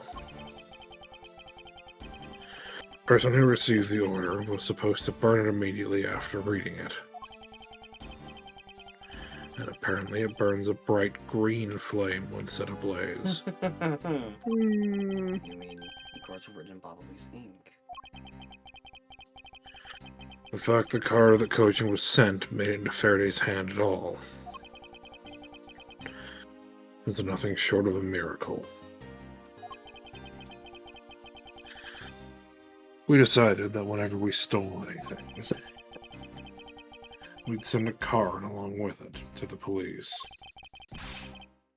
That's what those white cards are.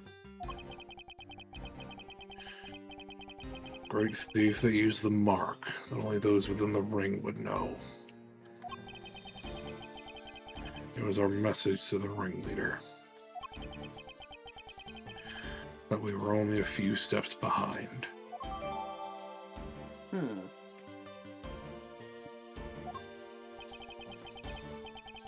And one more thing. Gumshoe. I'm entrusting this to you. The lollipop? Boy. What is this, sir? They represent the Lollipop Guild. Sticks it in his mouth. I'm not allowed to give you a cigarette, you're still a kid. This is what I was talking about earlier. During the KG8 incident trial, Faraday had this in his possession. This important definitive piece of evidence. But I thought it was stolen. How do you have it? The person who stole it from us 10 years ago was a man by the name of Ernest Amano. He had it locked and hidden away for all this time. We forced him to tell us where it was, finally, after the other day's kidnapping case.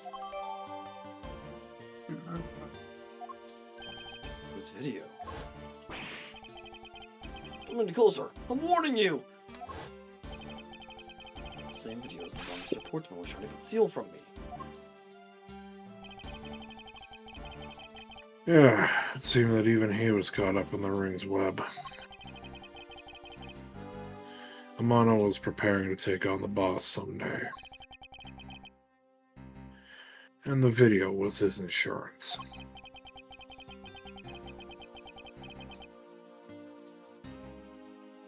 That's where the prosecutor comes in. He was to retrieve the video. On top of that...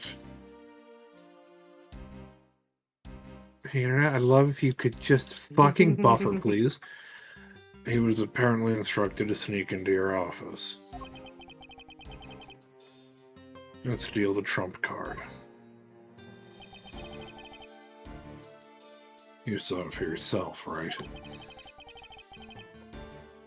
The card that told him to preserve the evidence. Then that card wasn't the calling cards that you had to cross. There were directives card from the ringleader to Mr. Portsman. The two pieces together make for a strong weapon for whoever holds them. The evidence Mr. Portsman thought to withhold from me. The one that you stole from my office last night.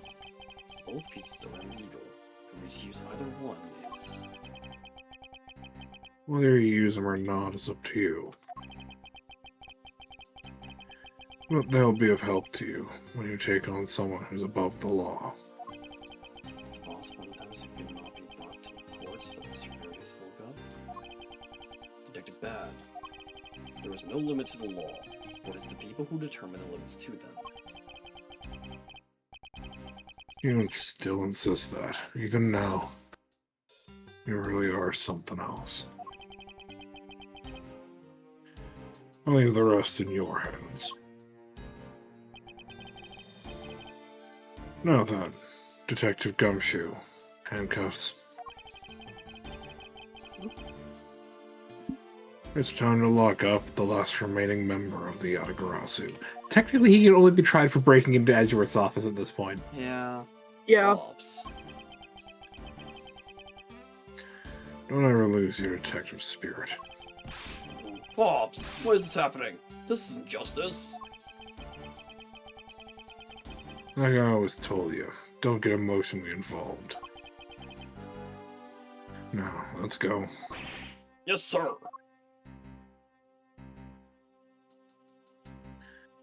Yeah, he can only really be charged with breaking and entering into Edgeworth's office and stealing a file. Yep. Yeah, and Edgeworth would be the...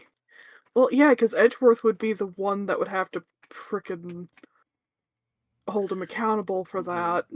And he could just say, don't care. Yep. Well, Edgeworth can literally just be like, hey, technically speaking, as the DA, we're not bringing charges against him. mm-hmm. No, because it's technically... Okay. I was trying to decide on whether He's or the not it would be prosecutor. considered...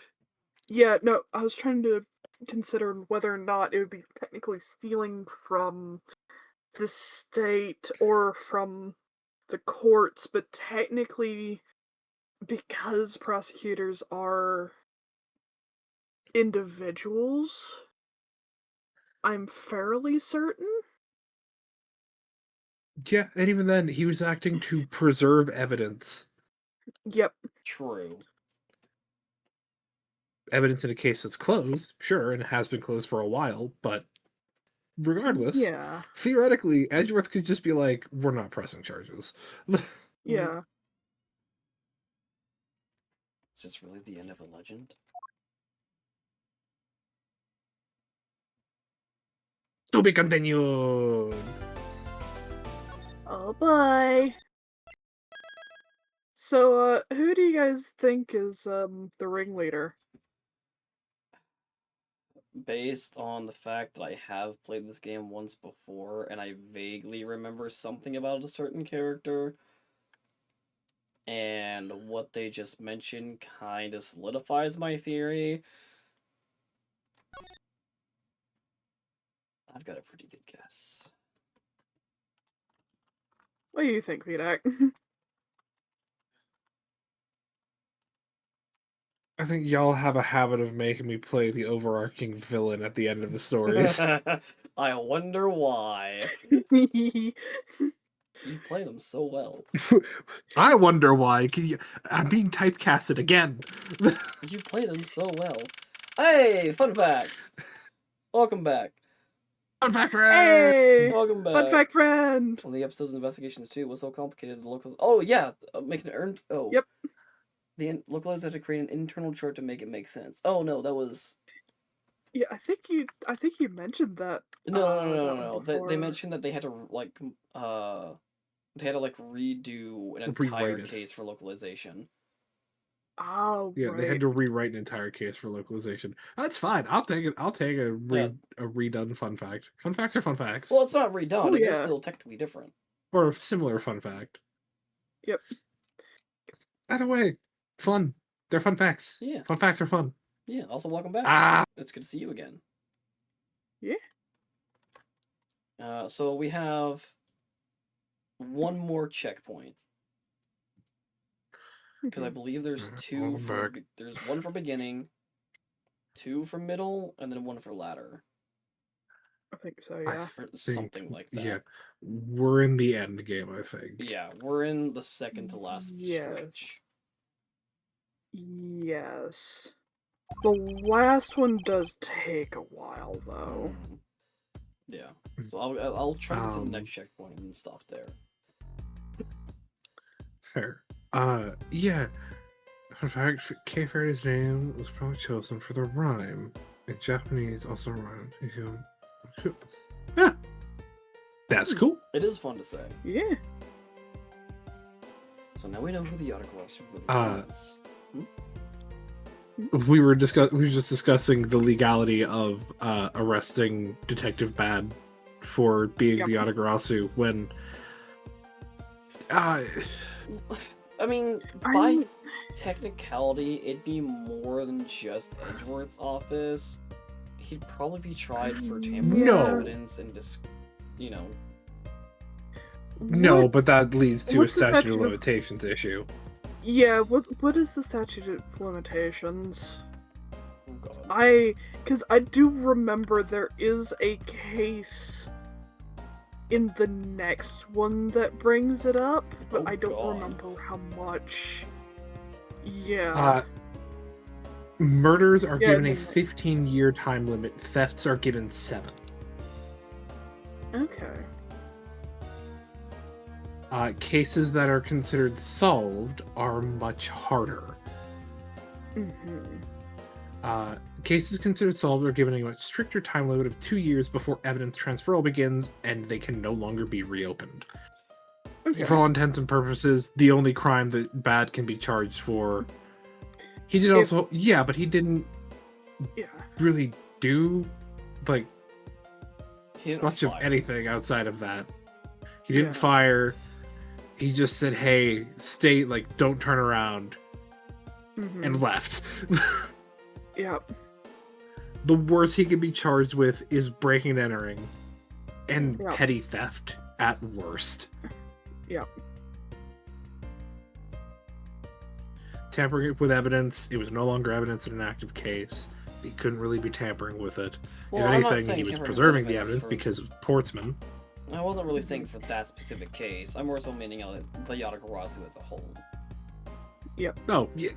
Except 7-year time limit. And True. 7-year time limit, there was no Yatagarasu things that he was dealing with in between those points. well, the interest is for other investigation games of the future. Outbreak is currently going, so they won't be able to hear Oh, us. yep. Yeah. Either way, I don't know. Um, It's one of those things of like, hey, the worst they can charge him with is break and entering, Mm-hmm. technically petty theft. Mm-hmm. Edgeworth being what passes for the DA could just be like, Mm-hmm. I don't care. Yeah, Mm-hmm. because I mean, he's done so much to help us. On top of that, it literally was to preserve evidence because Bad knew someone was coming for it. Oh, yeah. Yeah, They can't try him as the Yatagarasu because legally the Yatagarasu was identified as Callisto U and has been for 7 years. And now she's been caught. Mm-hmm. Exactly. And I hadn't even though noticed that. technically it's a group, eh. It's a group, but this is following a lot of American laws, and it's one of those things of yeah. a genuine legal defense that you can follow is, and I'm not a lawyer, but this is from my understanding of the American legal system. If a group of people is charged with a crime and one person pleads guilty, the rest of them can go, you've already caught the person who committed the crime by virtue of they admitted to doing it. Mm.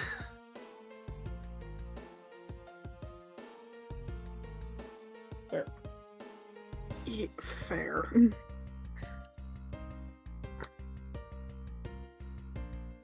Callisto, you were still within the 13-year time frame for murder. Mm-hmm. So Well, within, because it's she- only been 7 years. 10, I thought. Sheena. Fun fact: the cloud pattern on K's shirt is stereotypical thief sack pattern in Japan. That's kind of cool. That is kind of cool. Yeah. Oh, yeah, ads are ending, so I wonder what the interest for other investigation games in the future. I don't know what you're exactly talking about. You're talking about like our interest, or like if they're gonna make more. Oh, Oof. I am out of balls. Understandable. But we know. An odd medical condition.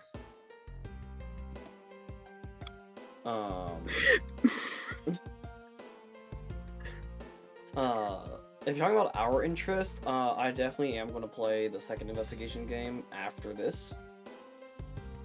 I don't think there's another one besides these two, to my knowledge. Yeah, I think there's only 2. But if they make a third one, I will love to play it. But I doubt they will. I think. It's just these two so far, yeah. Yeah, so we'll play both. We're gonna finish this one up, and then after this case is done, we'll jump straight into the next one. Yeah. So, yeah. Because they are very fun. They are, and I've never played the second one because it's never been released outside of Japan, to my knowledge, so... Until this collection came out. Until this collection came out, there was a fan-translated one that did circulations for a while. Which is, I'm assuming how you... Yes, I saw someone play through that one. Yeah. Because I know that was like the big thing with this collection was they finally released that second game to America at least.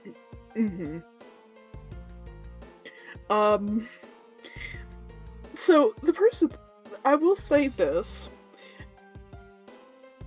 the freaking person that I watched actually lost the video for the last case. That's hilarious. Oof. So you don't know the last case. So I only vaguely know it because what they did is they had someone actually do little drawings for it and just synopsied it. Oh my god. So I don't know exactly how it got to that point, but yes. That's funny. Fun The Ace fact, Attorney the Ace Attorney Investigations collection is based off the mobile ports of the original games. Yeah. There were mobile ports? Yep. Not Huh. surprised.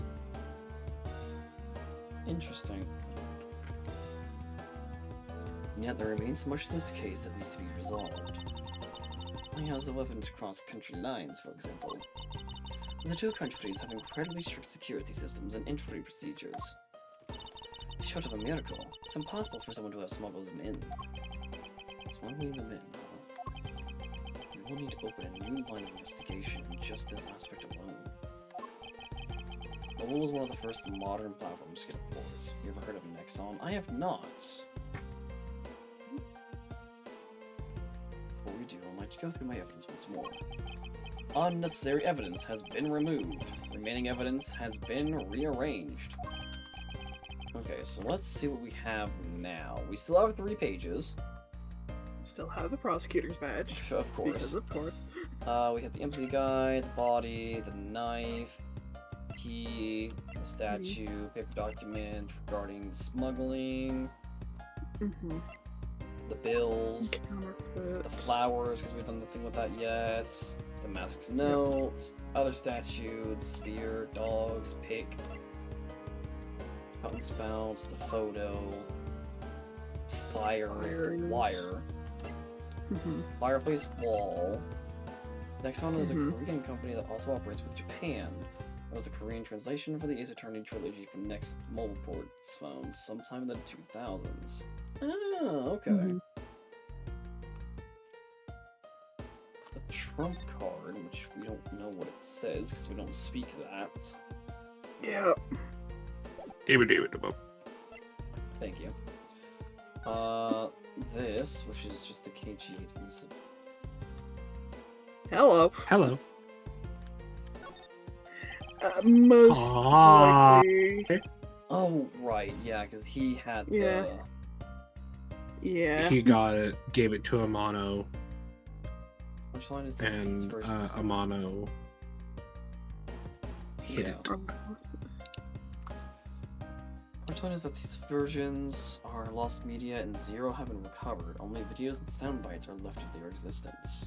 Huh. Huh. Cool. Neat. Yeah. Maybe. Okay, so that's not a mystery at all. Mm-hmm. So tape, the trump card, and then the sticks. Can you show a pattern on them? There's some dirt on the tips. I can... Oh yeah, you can see the dirt. It's that these things are rather eccentric for hair sticks. Huh, really? Well, if they're that strange, what should I do with them? I have to say, these are by far the most bizarre hair sticks I've ever seen. In any case, Kay, there's something I've been meaning to ask. How exactly do you stick that hair stick of yours into your hair like that? That's a secret. Curious or curious? I can't Translation. remove it. It is very difficult taking a shower. Yeah. Translation was reused for the phone for the Phoenix Wright Ace Attorney trilogy release on modern consoles. That makes sense.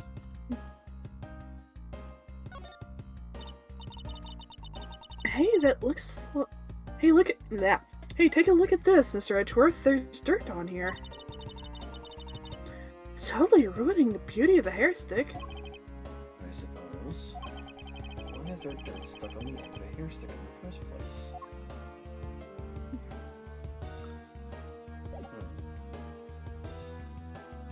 Wood. Wonder why indeed. And it's also not very deep onto the hair stick either. There's a VCR here, sir. Now we can see what's on that tape Detective Bad gave us. Piece of evidence from the KG8 incident, hidden from sight for 10 long years. Just know this is related to the current case somehow. According to... I'm gonna be right back. Okay. Or to Janet Sue, the localized Ace Attorney puns simply come to them. I fear I may have dad joke syndrome, they wrote. It's funny. Gumshoe, if you could please play the tape for us. Sure thing, sir.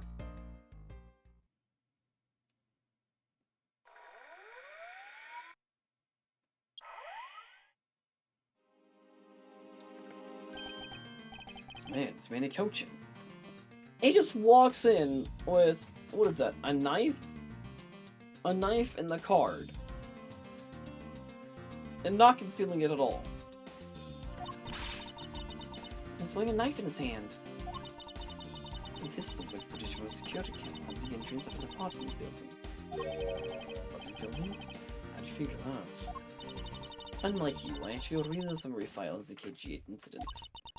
Because the crime scene was the victim's own apartment. This photo was shot at the entrance to the victim's own apartment building. As a trial, Mr. Faraday claims this piece of footage existed. However, no one could find it. Yes. Somehow, someone was able to steal it and hide it through Mr. Ernest Amano. See how this would work a piece and why someone would be able to hide it. The piece of evidence from a 10-year-old case. There's no way it's related to this case we're working on now, sir. Actually, I believe it has everything to do with the case we're working on now. The ringleader even went so far as to use Mr. Portsman to retrieve it. Which means that in this video lies a very inconvenient bit of footage to the ringleader. Where? Wait, what was that? Oh, that you played just now. Please show it to me again.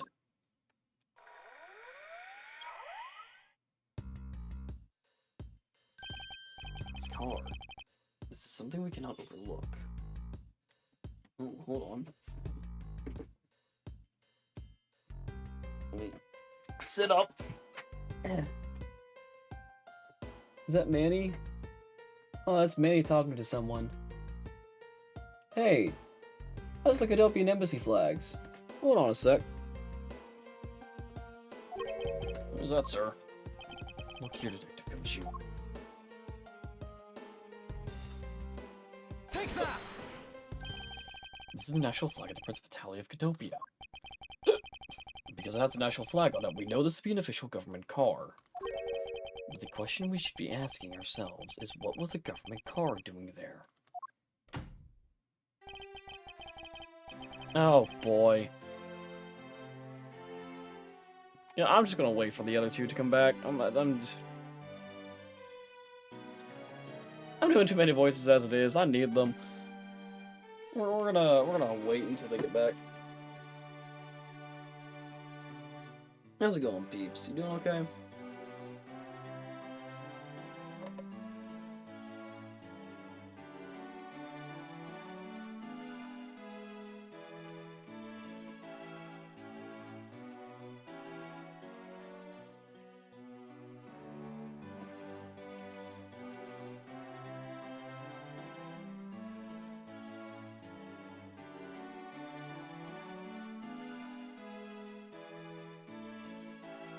How do you even find, like, half these fun facts anyways? Do you just, like, look for them, or, like, do you just know them?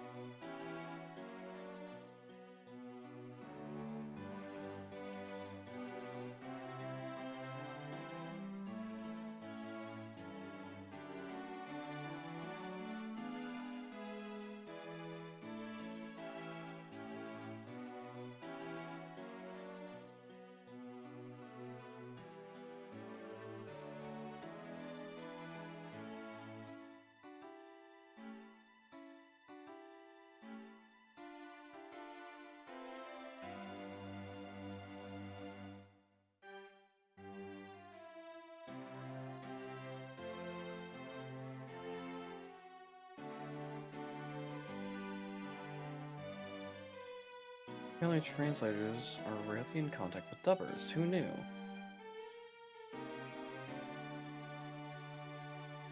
Huh. That...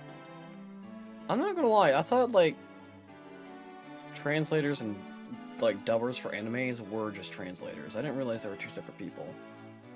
I guess that would make sense, though, because someone would have to translate. The dubbers would have to rearrange all the audio and stuff.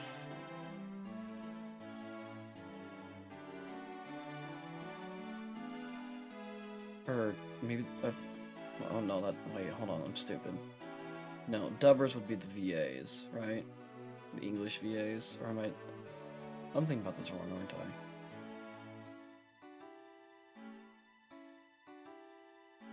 I'm going in circles. Something's wrong with me.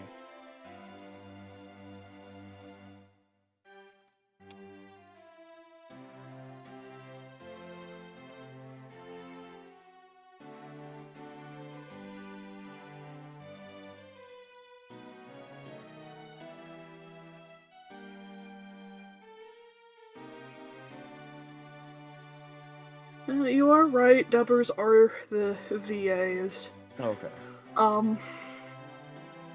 They do have to do a lot of rearranging, because one, like, phrase in, like, another language can be much shorter or longer than an English one.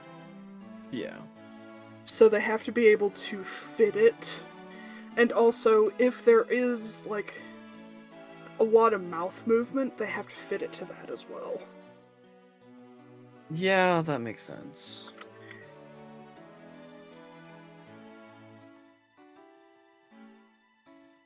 But you end up with some very funny situations because of this. Switch? As I remember the one with the girl talking about the black rabbit. The ghost stories. Yeah. Oh no. Yep.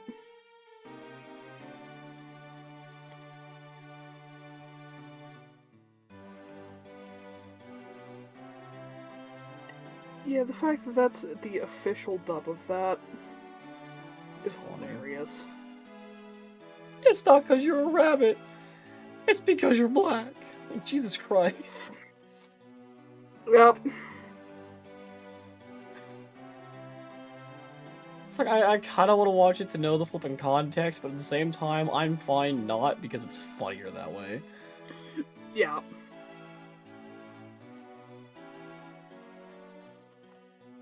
You know what? If we ever have a frickin' show night where we're just sort of like, you know what, fuck it, memes, let's watch that. You know what? I'm Oh, down. look, I'm on the screen. Hello. Hello. Hello. Ah, Miss Von Karma and Mr. Edgeworth. So you were here all this time.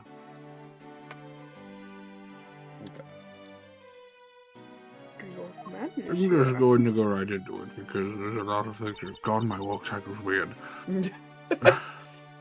Master Alba. It's like I'm a slug. Thank you very much for continuing the investigation, even at this time of night. If only I was even a tiny bit more careful. I don't like the way I'm saying that. This tragedy would never have happened. I am truly sorry. It's only your fault, sir. It has nothing to do with how careful you were.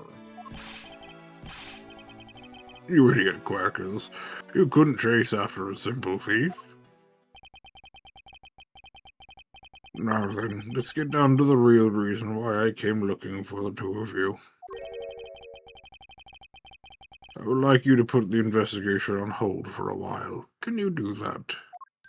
Excuse me? I heard you apprehended the thief that turned this embassy upside down. And we are in the middle of an event celebrating our country's reconciliation. We can't exactly have the police and detectives walking around here forever. You're scaring the visitors away, so I hope that you can understand how I feel. We must finish our investigation and resolve the remaining issues. Why don't we leave the rest to the Alabaster and Babalese police? Ambassador, My nose looks like the Deku trees. we are so close. Just a little more and... Miss Von Karma, I'm afraid I've made up my mind. And without my permission, you cannot proceed with your investigation anyway, right? It's true, however... As you said at the very beginning, this area can be considered to be on the Bastion soil. In which case, we are nothing but foreigners in their land. Is this really where our investigation ends? Shifu! We found Mr. Edgeworth, sir! Shifu, this way!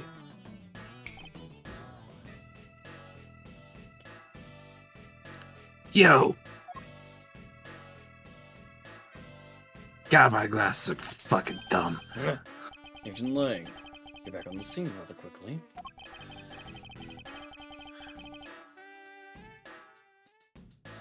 If I laid back and took a break, I'd lose the scent of my prey, Mr. Prosecutor. Agent Lang, why have you returned? Because I have to solve this case, no matter what. Well, I'm sorry to inform you.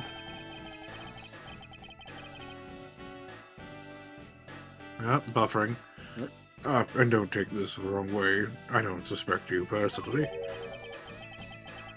However, a member of Interpol was just found to be a thief, and so...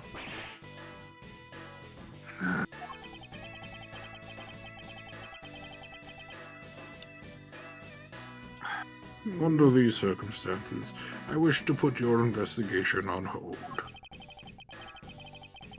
After all, I believe our own police can handle things from here. They are quite capable. Fucking hey, internet, can you behave, please? That's right, our investigation really will come to a close.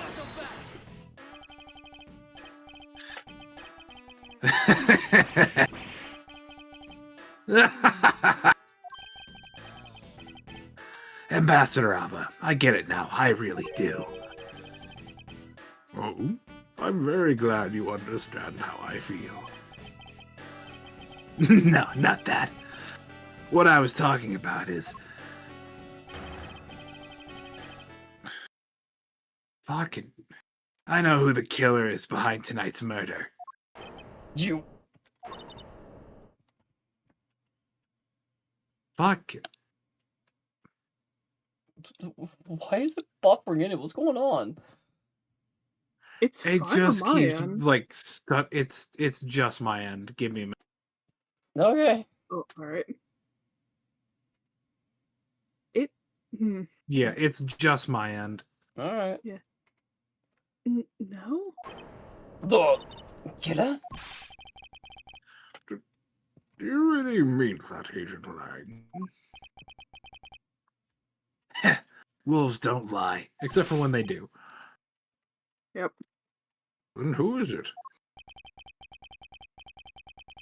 Well, let me first say that I'm not talking about Mr. Cochin's murder. Ayo? That was all Sheena. Debatably. Nah, because she straight up went like, no, I didn't kill him. Like, I haven't Mhm. killed anyone tonight. Yeah. Mhm. Lang Zi says the truth lies not at the exit, but rather shines outside the maze itself. The truth is unexpectedly simple. Let me ask you this. Who do you think was Damascus II's killer? Oh, Ooh. I'll tell you who. But Hold on, I'm having a stroke. do you need the line? Yeah, no, no. I saw it, Oh, okay. and I'm just like, okay, hold on. I saw it, and then you just skip past it. I was like, okay. I didn't skip past it. That was auto. Oh, cool. Yeah. No, it just Moving auto on. went past it. It was you, Franziska von Karma. I was the killer? Bro, how can you be that wrong twice? I have a feeling. I do too.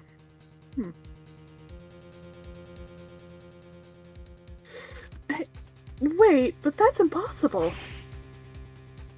Yeah! Although that whip is actually quite...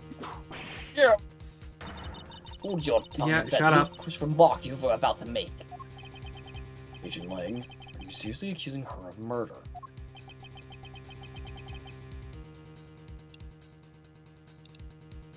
Yeah, I am. Doesn't appear to be joking. Hey, sis. Remember that just before Ambassador Alba went to give his speech? He called you into his office, right? Yes, he did. But what does that have to do with anything? I'm getting to that. Furthermore, in order to solve both cases, you moved around rather freely between Alabas and Babal, did you not? Where's your evidence that I am the killer? I was getting to that. I'm throwing axes around. Trust me, I'll show you them to you in due time. Ambassador Alba, in order for me to bring this case to a close, I'll need to inspect your office one more time. Will you grant me permission?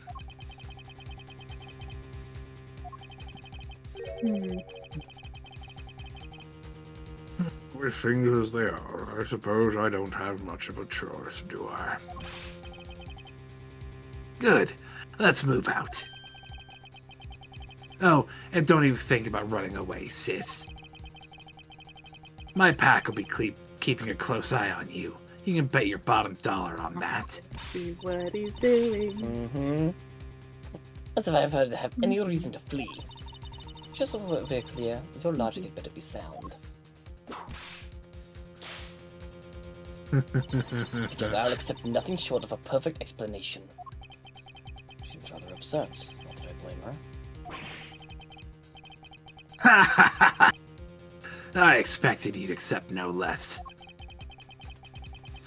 But we'll see how long you can keep that nose of yours stuck up in the air like that. Arrgh. Hold it! Jin Lang. As someone related to tonight's case, I request that you allow me to take part. And so that I may clean up my superior's mess. I guess I should. The more the merrier, especially when it's the peanut gallery.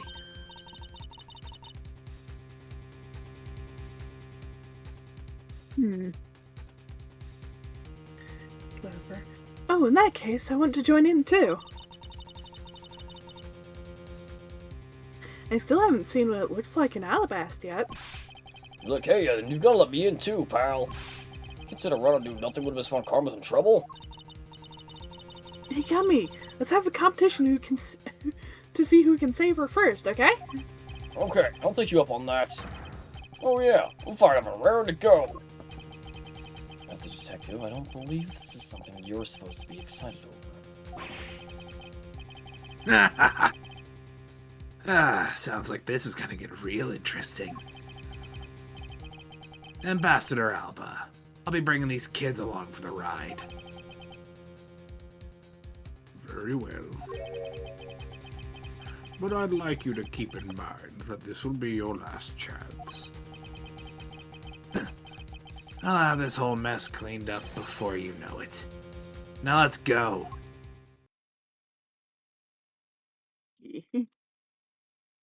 Remove it with my weird as fuck walking animation. Like a Yeah, that was a slug. very funky walkie animation. Okay. Now, let's first go over the facts one more time. Manny Kochin's body was found over in the Secretariat's office in Babal. The weapon that took his life was one of Alabast's ornamental knives. And then the body of Damascus II, Mr. Kaishinu. Kaishinu? Oh. Was found here in the Alabastian ambassador's office. Through our investigation, we found that the murder weapon was this Primaduck statue. And that this is actually Babal's statue. This case, no matter how I look at it. Sis, if it wasn't you, then there's no one else who could have pulled this off. I can look at. I'm looking at one right now. He's hunched over with a cane. He moves like a slug. Agent Lang, do you understand the full implications of what you are saying? Of course I do, sis, and I'm serious. You're on the trail of the smuggling ring, and you wanted any evidence you could find. And so, while people were distracted by the Yatagarasu's appearance, you snuck in here. That's when you two ran into each other. You and that other thief who took advantage of the confusion from the fire. Even if all of that were true, so how do you explain the movement of the weapons? Don't worry, plan to show that you're the culprit behind that too. You have permission to investigate both embassies at will.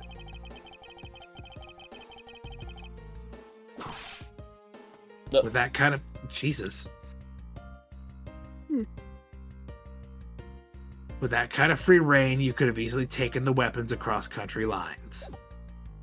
Thank you. Hey now. Oh, he caught it! Oh. Yup. Huh. Look, sis. I thought I already told you. I'm not messing around here. Also, you use that whip on me again, I'm going to show you the business end of it. This case isn't directly tied to the smuggling ring. But Sheena certainly is tied to the smuggling ring. You guys have been saying that she's a member of the smuggling ring. However, the connection between this case and the ring could it not be deeper than what any of us can imagine? Let's get this ridiculous circus over with already. Jessica, you need to calm down. But you only know the facts of the Alabashan side of the case. I don't believe you can see the case as a whole, and therefore solve it. What? Don't worry. I am taking this seriously as well, and I will prove your innocence. That's the only way to be, Mr. Prosecutor. But can you come up with anything else that can top my hypothesis? Of course, your explanation has to solve the mystery of the moving weapons as well. Of course, and I will. Let us now delve into the truth behind the murder of Damask II. You do understand, don't you, Miles Edgeworth? This isn't just a confrontation against Agent Lang. If you can't figure it out how the murder of Damask II is related to the smuggling ring, then it will mean the end of our investigation. As I have no good counter-argument to his hypothesis, what I can do is walk in this thin tightrope and see what I can do. Come on, Mr. Prosecutor. Let's get started. Sure. Yes, let's. Have a nap, actually. It's an 8-hour one, it's fine. Oh boy, we're getting right into it. Okay. Yep.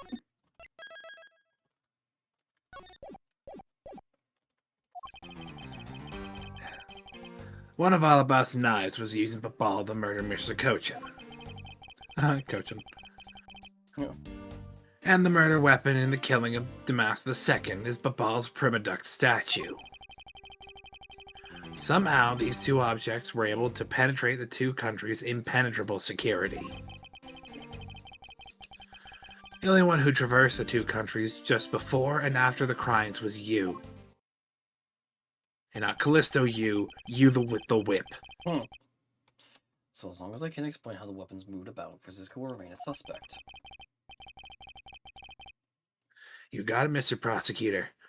So why don't you stop giving me a hard time? Under these circumstances, who the heck can carry a weapon across country lines? You! I know of one other person. I've worked through every possibility, but there's only one that's plausible. Your boss. Agent Lang, what I've learned from you just now is that you've lost sight of yourself. What are you talking about? By focusing too intently on that which is in front of us, we become blind to the truth. Don't tell me Lang Z never said anything to that effect. You prosecutor. Who do you think you are speaking about Lang Zi's proverbs like that? I don't need his proverbs. Because my words are all that you will need to see the truth. Actually, not a bad line. Yep. No, it's pretty good. Hold it! I concur that this knife crossed over country lines. Good, but that's not the only thing that did. Well, he must have forget about the other weapon. The knife was the only one. I feel like... What? Capcom? Capcom.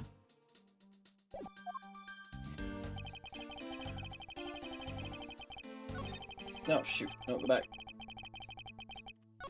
Hold it! So you're saying that the primitive statue was also brought over by Francisco?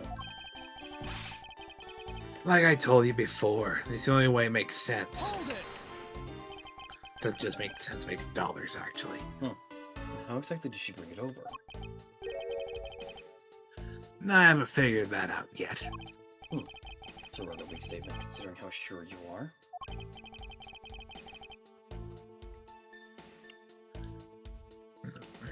Maybe, but there's one thing I do know for sure. Hold it! No. Impenetrable. I should hardly think so. Shut the back! Oh, be back.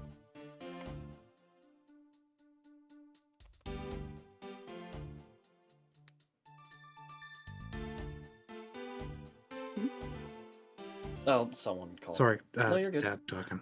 Yeah, I heard Paul. It's okay. You've seen the top of the wall between the two countries, right?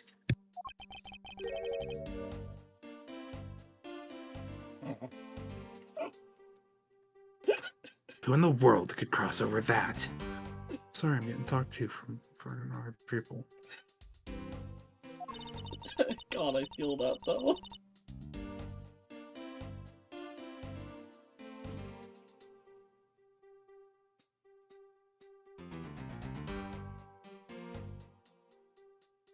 Gary, Sorry. you good?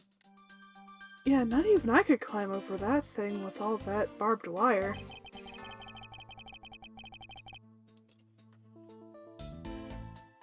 The only way to either embassy is through the doors in the Theatrum Neutralis. Or fly. Mm-hmm. It's the only way for the knife and the Primaduck statue to traverse the two countries is through those security camera-equipped, well-guarded doors. Hold it! Hmm. Was Francisco really the only person who had traveled between the two countries?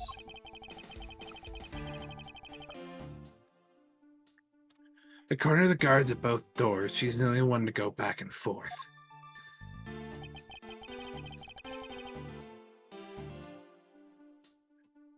Hmm. The sis there was an Alabas when the Atagarasu showed.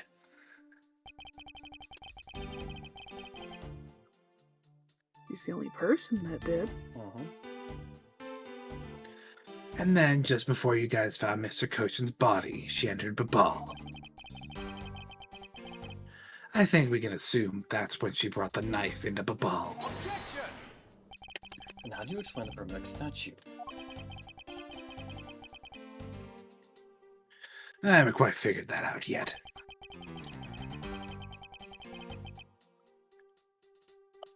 However, the fact that two weapons crossed the border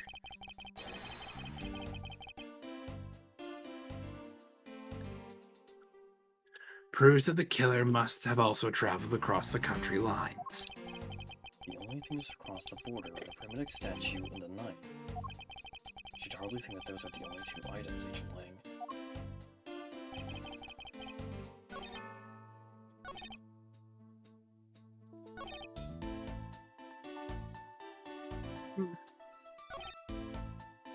I mean, yeah, I feel like if you pull up the statue of the fact that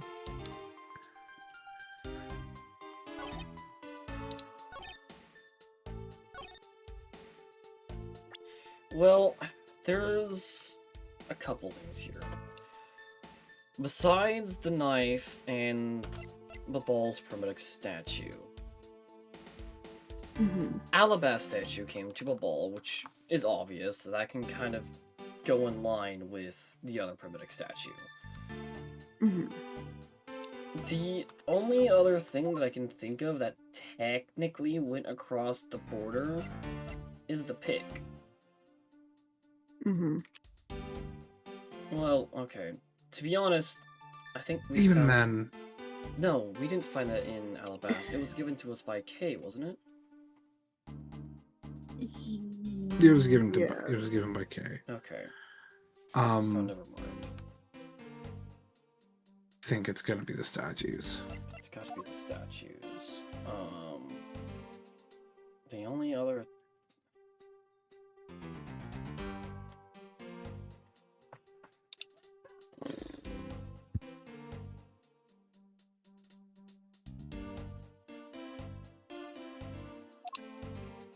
Sure are shouty today. Yeah.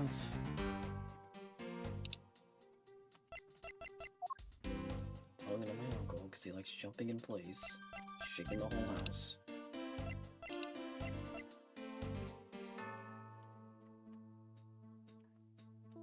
The question is, do I just... Hold it! No! Because they both cross through. Yeah, I was trying to figure out which line to press it on. Just the wrong flipping button.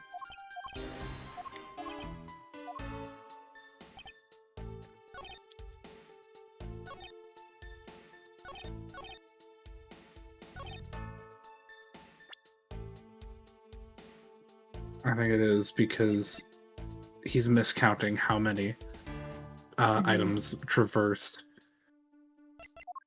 I think it is that third statement. Yeah, the third one? Yeah, because that's the one where he brings up the fact that Oh, yeah. it's only 2 objects.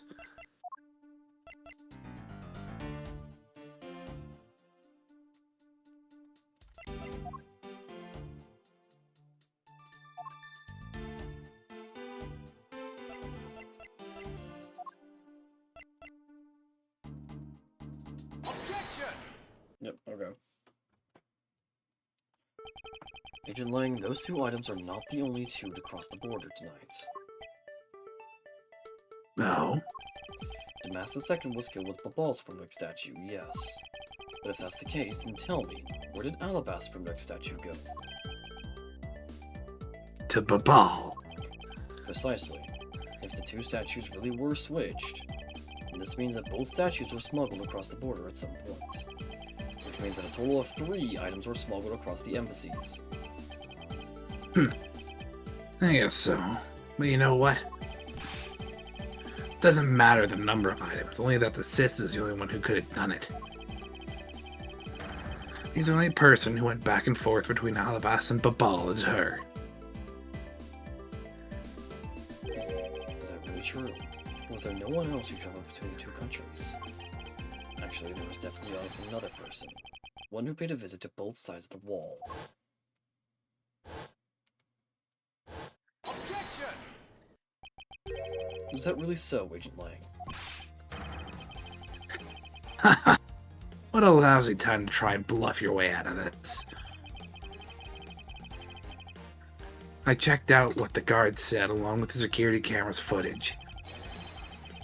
You're not going to overturn my hypothesis that easily. Objection! I suppose there was some other way than through the theater doors. What other way? The other entity that managed to cross the border unharmed. If I pointed out, it would open up a whole new possibility. And though I hesitate to bring this out, as long as this entity exists, the impossible road becomes a possibility. Looks like you got some clever idea in mind. I do, and I can show it to you through a single piece of evidence. Fine then.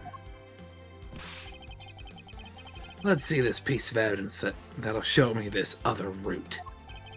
This piece of evidence will show us another way to move between the 2 countries. The Samurai Spear! Take that! Agent Lang, I'm sure you are familiar with this unforgettable photo. A supernatural photo, like I said before. Humans can't fly. Incorrect. It's happened twice. No, of course not. Yeah. I understand that perfectly well. And don't start with claiming that Sheena somehow grew wings either. I wouldn't dream of claiming that. I won't allow you to take back what you said either. I'll say it again. Not humanly possible to fly through the air without wings. You better have a good explanation for this, Mr. Prosecutor. How can I prove who it was that flew through the air in this photo? Wait, not humanly possible. Eureka! Very well. You will have your explanation. Sounds like you have a good idea simmering inside that head of yours. Let's hear it. The face hidden within this photo's blurry trailed shadow is... Take that! yeah? Naturally, the shadow was the 3rd smuggled object, the primitive statue replica. You can't be serious. The Yanagarasu, or rather, Kurosu Yu, dressed as Agent Sheena, was inside the ball. She dressed the replica statue up in clothes and launched it through the air. Now go back!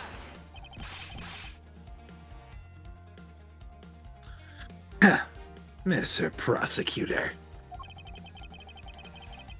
You left out a very crucial bit in your explanation. I know I did. She launched it through the air? Huh. And how exactly did she do that? He's literally baring his fangs at me. He has a point. How exactly did it move through the air like that? As long as this remains unsolved, we won't be able to move any closer to the truth. Reminds me, didn't you say this earlier?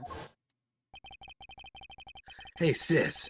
Remember that just before Ambassador Alba went to give his speech? He called you into his office, right? So just before the murder, Francisco was called here, right to this very room. If that's the case, then that may be another avenue I can pursue. Agent Lang, in order for me to answer that question, I will need to hear testimony from Miss Von Karma. No. What are you up to now, pretty boy? Earlier, you mentioned something Odd interesting. thing to call your enemy. You said that just before the murder occurred, Yep. Miss Von Karma had been in this room because Ambassador Alba had called for her. And for that reason alone, you believe her to be the killer. Yeah, I guess I did say something like that. In that case, I believe it is my duty to ask her what her side of the story is. You really think a criminal will tell us the honest truth? How Why not? dare you! Sheena did. As I've said numerous times, there is absolutely no proof that I am the killer. Miles Edgeworth, don't tell me you suspect me too. I don't. However, I can't ignore the fact that you were in this room at one point in time, which is why I would like to hear about it from you. Ugh. Francisco, I feel that I still don't have enough information, which is why your testimony is incredibly important to the outcome of this case. Alright. So, what would you like me to talk about? I'd like you to please testify to your movements up until you came into this room. Alright, let's try this your way for a change. But if what she has to say turns out to be a waste of time, I'll place her under arrest faster than you can howl no. As you wish.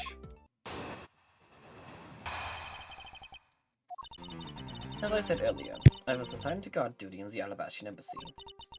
After I saw the seal samurai off on his way towards the ambassador's office, I returned to the Rose Garden for a bit and checked up on the security situation.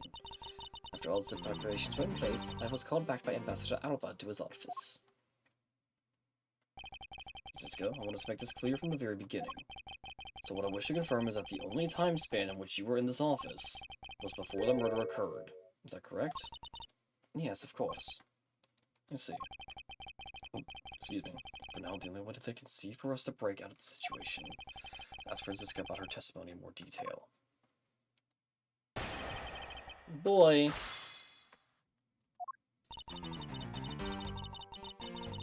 Hold it! But your duty was to fact-find anything you could find about the smuggling room. Yes, that was my job. But upon hearing that Ziyada Gorasu had sent the calling card to the embassy, Ambassador Alba called upon us to protect the embassy instead. That incident 7 years ago. Or have you forgotten what happened here back then? The thing related to the case we were involved in appears to be rather painful for her. It's not exactly one I can readily forget myself. Looks like you remember the case after all. Of course I do. I inspected every location, every possible escape route, and every aspect of the police's security detail. I did all that, then after that... Yep. Hold it! So you were at the theater as well? Yes, I suppose you were also there as well, watching the stage show? No, yes. Francisco was there. Well, after the show was over, and I saw the Steel Samurai off, I returned to the garden. Hold it! What did you need to confirm the degree of preparation for even the speech? For security's sake, of course. But what other reason could I have had? No one knew just how Ziyada Gorasu had planned on getting in, right? Yes, I suppose you're right. In the end, Ziyada Gorasu did choose to appear in the Rose Garden. But it did turn out to be nothing more than a shadow. Who would have thought that she would use a shadow? Ah! Calm down, Francisca! Still be nursing a grudge over the fact that she couldn't figure it out herself. Anyway, there was no one in the Rose Garden. And we were aware that the speech was set to start soon thereafter. Hold it! At that time, the Master Second's body had yet to be found in this room. Is that correct? That's right. But Ambassador Alba was here. One could hardly miss his rather large presence.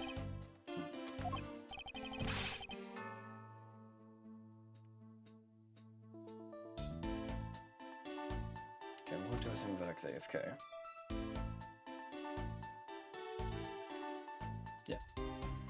Criminal will say anything to get out of getting arrested. And we know you're not lying. Well, if you need proof, I'd be happy to oblige you. Seriously? Like I keep telling you. When I arrived at his office, Ambassador Alba was already here. He was standing by the flower box on the windowsill, watering his plants.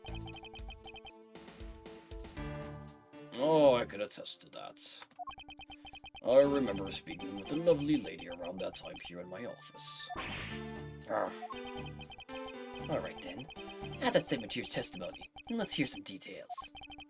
So Alba was in this room at the time, was he? When I arrived, Ambassador Alba was watering the flowers on the windowsill. Hold it! For the sake of being thorough, I'd like to ask you something. How did you know that Ambassador Alba was watering his plants at the windowsill? What do you mean by that? The entrance of this room is on this side, however, the window is on the opposite side. What you say is true, then when you entered the room, his body would have been like a wall. He would have been blocking your view of what he was doing. Isn't that not correct? I suppose it was a bit hard to see around him. Unfortunately for me, Ambassador Alba is not an immovable wall. I knocked before I entered, and as I did, he turned around and greeted me, with the watering can in his hand. Something natural to believe that he was watering his plants, right? I suppose. After his greeting, we spent a little time talking about his flowers. He entertains them himself, and is growing them with the utmost care, you know? Yes. The plants in this room, they are all like my children. The passion flowers in the flower box and the windowsill growing beautifully too. All four of them are...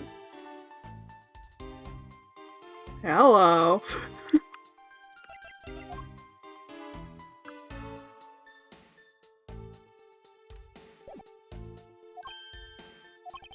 So, Karma, what did you say just now? I said that the flowers are growing beautifully. What about that statement you don't understand? I do not understand. I don't understand why a certain thing is the way it is. I'd like for you to append that statement to your testimony. Very well. There were 4 large passion flowers in full bloom in the flower box. Wrong! There was 3! Objection! You actually? There was 1! Francisco. For some odd reason, your testimony contradicts with this piece of evidence. It does appear that way. I knew it. I knew we couldn't trust your words, sis. Sir Edgeworth, what are you doing desecrating Miss Von Karma like that? Yes, sir. Keep this up, she's gonna get taken away, sir. All I've done is state what I saw. I've not made a single mistake in my testimony. And for this, I am still under suspicion of a murder. Is the number of flowers really all that important at this juncture, Miles? Or at least it is a contradiction in this enigmatic case. One that I find hard to dismiss as irrelevant. Let's hear it, Mr. Prosecutor. What does the number of flowers have to do with anything? What does it prove? I believe the answer to that will become clear if we were to examine that flower box. How did this contradiction come about? There must be something behind this discrepancy. They're my beloved flowers. I've grown them with the utmost care. So I ask that you please be gentle with them as you examine them, Mr. Edgeworth. I understand.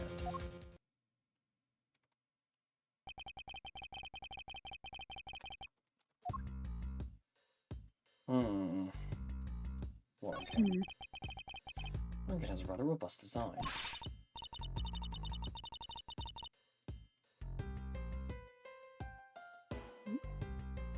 Mr. Edgeworth, why are you telling us stuff we can clearly see for ourselves?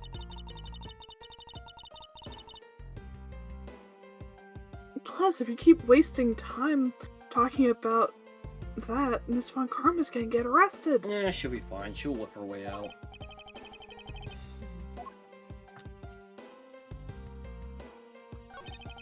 You know these flowers? They're called passion flowers. Despite being called flowers, they are actually a species of vine. They appear to be growing well, and are well supported by these plant supports. Do what? Interesting that they're a species of vine rather than Actual specifically. Yeah. Well, technically they're actual flowers anyway because, well, that is the flowering part of the plant. flower. Yeah. They're not a typical flowering plant though.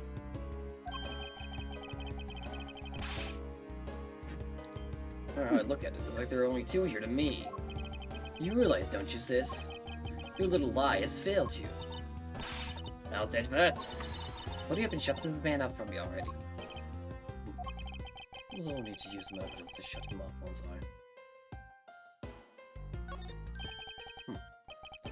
I believe I have just the piece of evidence you require. No, you do you? You have such confidence in the face of your current plight. But I highly doubt it'll last until the end. You howl like a wolf, Agent Lang. But we'll see if you have any bite to back that up. Bark up. To back up that bark after you see the evidence. The truth Passion Flowers reveal can be seen in this piece of evidence. Take that! Sheena, who was supposed to name Babal the entire time, had these hair sticks on her that look exactly like the plant supports in this flower box. In other words, I believe it can be said that these hair sticks are in actuality support sticks for the passion flowers. And so what? Is really all that important to the case? Of course it is. It means that we found yet another item that was smuggled between the countries tonight. Think about it logically, Agent Lang. These sticks were originally in Alabast, but somehow they wound up in Sheena's hands, who was in Babal the whole night. So make no mistake, these sticks were smuggled somehow, just like the knife and statue. Arr. Welcome back. Welcome back. Okay, sorry. You Oh, good. Very well then. I want to hear from you exactly how they wound up in Babal. How these support sticks find their way to Babal and why? There must be some reason as to why they ended up there. Aha, so that's why. Agent Lang, if you would please take a look at this and tell me its shape. It's just another stick, isn't it? And so it is. But the shape of the support sticks is what's important. But when they are used with something in this room, that's when it all comes into focus. The object that completes the picture when used with the support sticks is the ceiling fan! Eureka! That's a crossbow. Wait, you're not really suggesting. I am. These hair sticks, or rather plant support sticks, they make for perfect arrows. Those are called bolts. Yeah, same. Yep. I've done it. I found the common thread that connects the two offices. This thread has yet to be completely untangled. Even using these arrows, how does this explain how the statues were transported? Furthermore, who could it have been who fired these sticks as arrows? There must be a common thread that ties all these things together. Knock 'em back! Mr. Prosecutor, hold up a second. You do realize what happens when you tie a statue to an arrow, right? They don't fly at all. Yeah, that's why you use a rope. Yup. Mm-hmm. So Babal's statue was draped in the Atagrasu's clothes, then shot over here. Even if you fired the arrows from this side, they wouldn't go far with a statue tied to them. I don't think I need to tell you that the Prima Duck statues didn't sprout wings. You're a realist after all, aren't you? Random statues didn't sprout wings. Of course they didn't.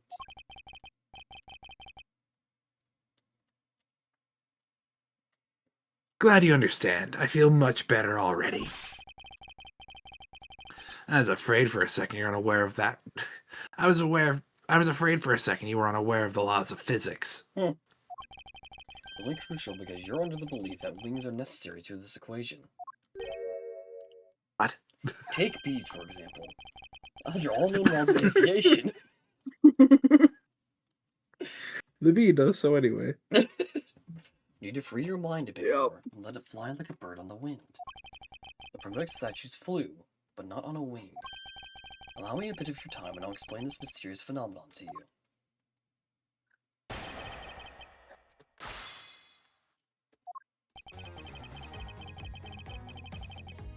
Hold it! That incredible scene just happened to have been caught on film, resulting in this photo.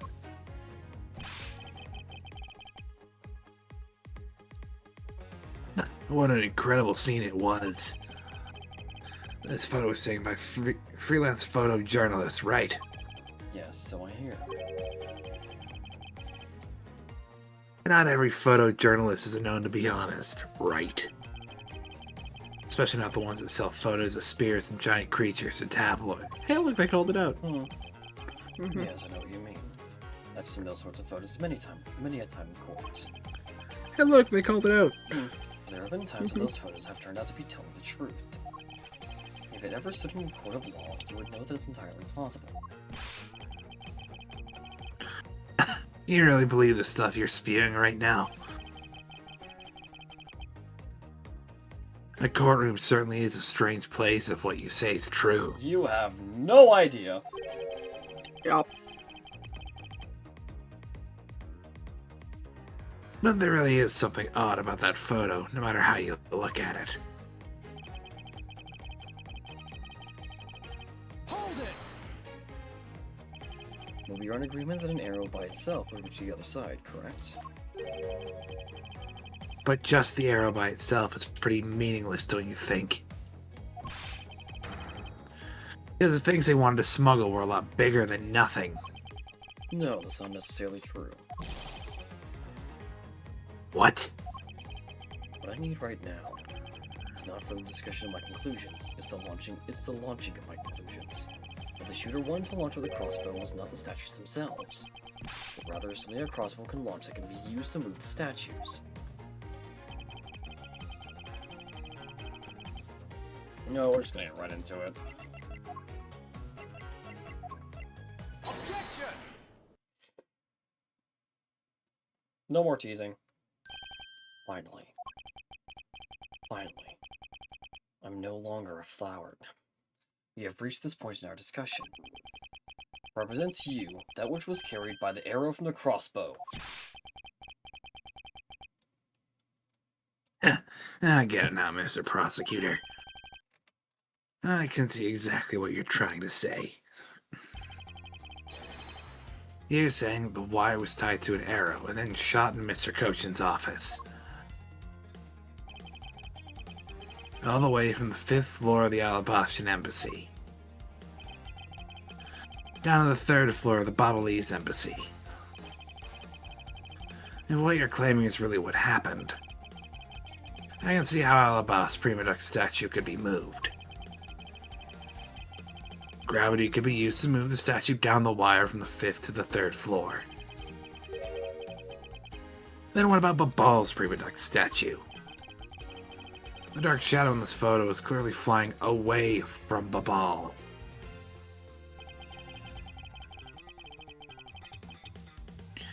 Going in the opposite way of gravity from the 3rd floor of the Babalese Embassy up to the 5th floor of the Alabastian Embassy.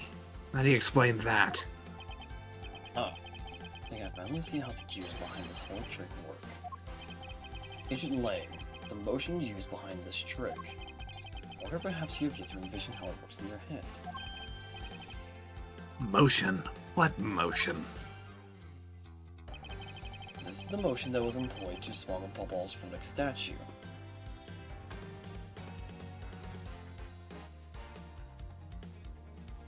Bungee wouldn't make sense. Swinging would smash into the wall. And you have to be rotary, like a pulley. Conveyor belt, yeah. Mhm. I believe it was done via rotary motion. if the two statues were transported simultaneously. Simultaneously? Get real. The statues would collide somewhere along the way. Did I ever say that there was only one line of wire between the two offices? We shot an arrow with the two ends of a wire that tied to it. A circular bell could be formed.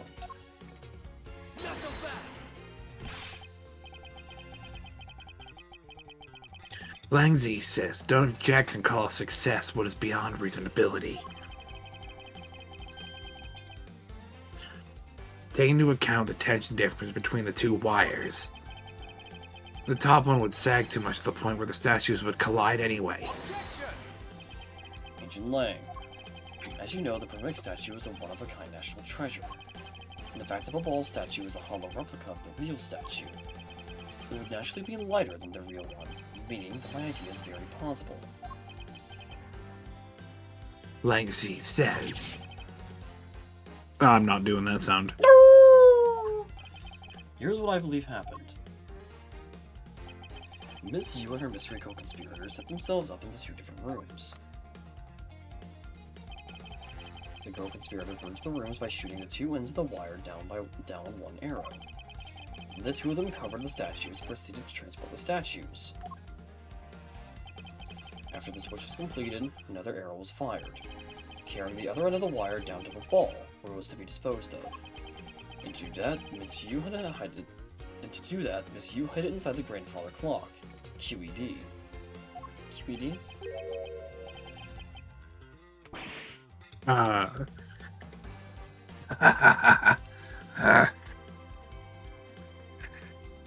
QED means which was to be demonstrated or that which was to be proved.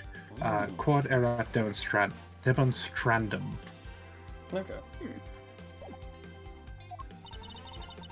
This proves it, right, Agent Lang? Because I'm not the killer? Not yet, sis. Still haven't had my dessert yet. Ayo? Right, Mr. Prosecutor? The proof is in the pudding, as it were.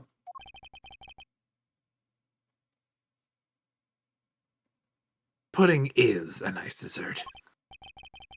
So, you think you can do it? You prove the way you said is what happened. Because remember, if you can't, I'll be taking a certain someone back home with me as a souvenir. Gross. I agree with that as long as there was Not what he meant. No, I know. My hypothesis remains just that. However, what I have laid out is no mere hypothesis, for there's one more piece of evidence. One more? This should be interesting. You think you have a piece of evidence that'll turn your hypothesis into fact? Well, let's see it, Mr. Prosecutor. The thing that made it possible to create a circular belt out of a length of wire.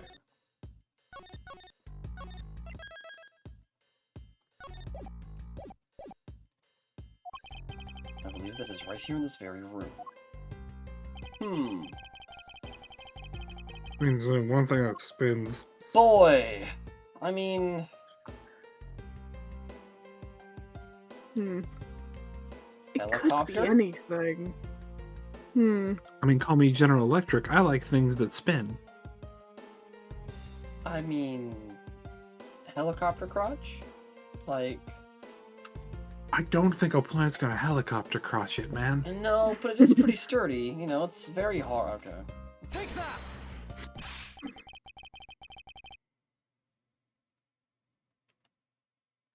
Looks like you dropped another bomb on us again.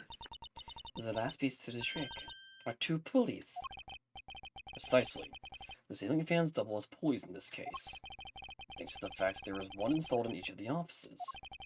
The ceiling fans made for the correct growth set for the wire to run on. Fans would not be strong enough to do that. No, they would not. This must be it. This is how the smoke was bypassing the impenetrable security. It depends how fast you were going, because it would be sped up by the one moving down. Which would be the heaviest one. So theoretically, you could. But it would But- kind of suck. Mhm. You really are something else, Mr. Prosecutor. I bet you figured it all out already, haven't you? You know who the big hotshot that set up this real-life stage show is, don't you? The person who set up this rather large and complex stage show. He needs to be someone who had foreknowledge of the existence of a ceiling fan in both the Alabash and Bobbly's offices, and that the Passion Flower support stage could be used as arrows. The real mastermind behind this case.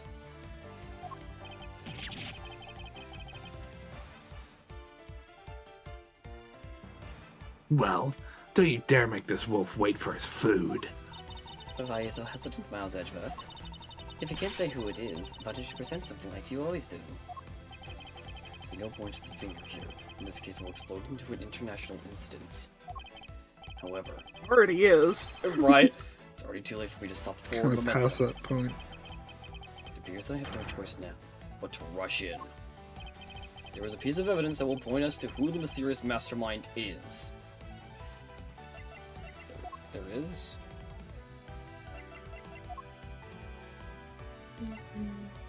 I mean, theoretically, didn't Francisca say that she came in to the ambassador watering 4 flowers? She did. So would it just be the flowers? Outside of Larry, outside of Larry, only her and the ambassador have been in this office. Outside of Master Maps II. Mhm. But he's a dead man, so he can't have set this up. Mhm. Take that! And Larry is Larry. Larry's incompetent at best. The smuggling could not have been possible without the use of the crossbow. Furthermore, the arrows that were shot by the crossbow were plucked, as it were, from the flower box in this very room. They were planted so long ago that the passion flowers had the time to grow so big that Miss Von Karma didn't even notice the arrows when she visited this room today. On top of all this, the fact that the culprit knew both offices had ceiling fans tells us that the person had very detailed information on the embassy's layouts. So you may have already guessed, the person I am accusing of hatching this plan. Oh boy, it's time for a 4th national incident! It's the person who grew the flowers in the flower box with the utmost care. Thus, it can only be you, Quercus Alba.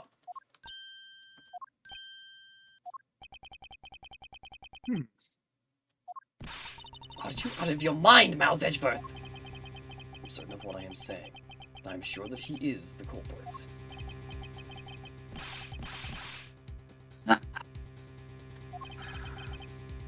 Tell me, Mr. Prosecutor.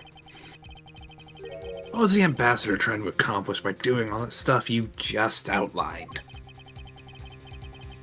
Why in the world would he need to use a trick like that? I understand your need to doubt me. However, there is one thing that stands out to me as very odd. Just one thing, huh? The one single end result Ambassador Alba sought to obtain. If we were to examine the focus of this complex trick, I believe we will finally find the answer to everything.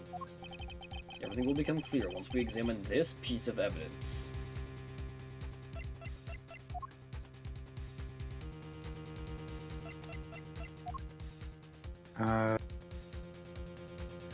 Alaba statue? Because it was the one brought over? Probably because Because why would he want to bring the fake statue over? yeah, because the whole point of this event was to prove who had the real statue and make peace.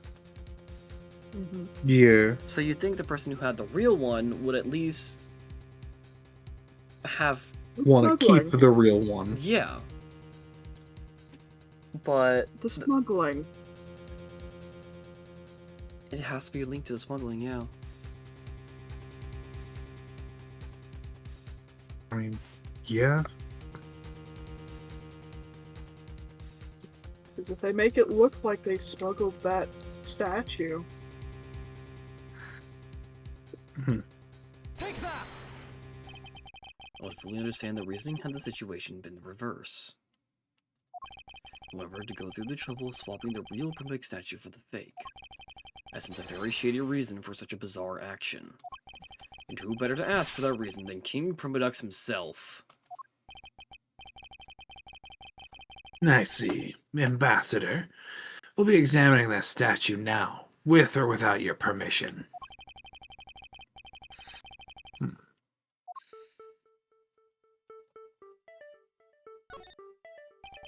These are Mr. Coach's fingerprints.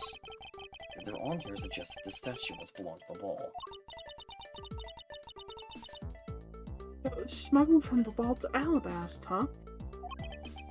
Why was there a need for them to smuggle it in?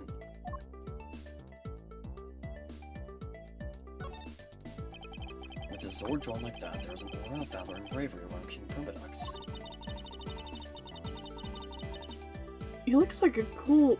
He looks so cool standing like that with the sword stuck in the ground in front of him.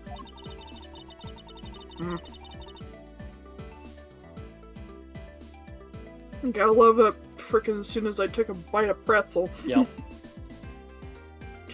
Maybe I should try and come up with some cool pose with a shuriken or something. I'm seriously beginning to think that our real goal in life is to become a ninja. Hey, Mr. Prosecutor, there isn't anything particularly odd about the sword, right? No, not really. I suppose we're just examining a different area of the statue now.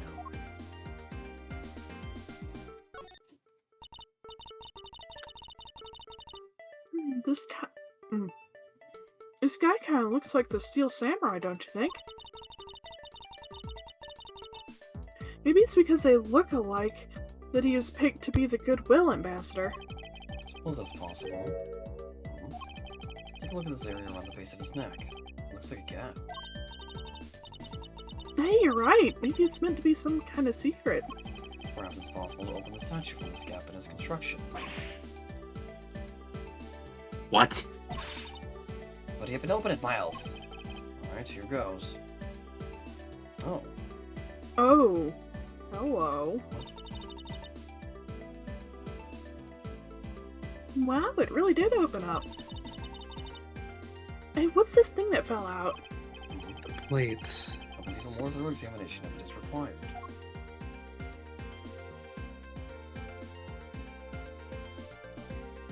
Those are the plates. Is this... Hey, this is what I think it is. It's a plate. For making counterfeit bills. Somehow, it appears that we have at long last arrived at the exit of this complex labyrinth. We finally hold within our hands one of the counterfeit money plates. And the reason why the replica was smuggled into Alabast to begin with. But why? So, probably some way he could just have it. Yep. The Primitic statue can only be handled by the ambassador or the secretariat. And the replica is nothing more than a hollow shell covered in gold. These two circumstances make the statue the ideal object in which to hide contraband. After receiving the statue containing the counterfeit plate from Sheena, the ambassador had the misfortune of accidentally running into Damask II. Surprised by the thief, the ambassador raised the replica statue at Damask II and... then, in order to frame the Steel Samurai of the murder, he covered the samurai sword in blood. Well, Ambassador Alba.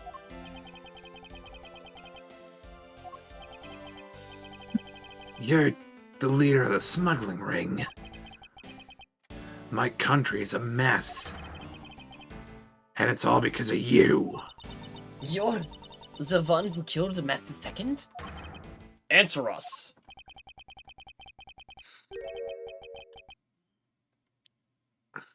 I never thought that you would figure things out to this level. However, there's one point I disagree with you on. The head of the smuggling ring was Mr. Cochin. Quit screwing around. I've no sympathy for someone who tried to pass the guilt onto a dead man. And there's one thing I'm sure of, it's that you're the real ringleader, Quercus Alba. It's not good to speak with such subjectivity, you know, Agent Lang. Subjectivity? My conclusion is anything but, and it's a result of logic and investigation. Logic and investigation. Only seconds ago, you were ready to arrest Miss Von Karma. I don't think we can give such flip-floppy logic any real weight, do you? Hmm?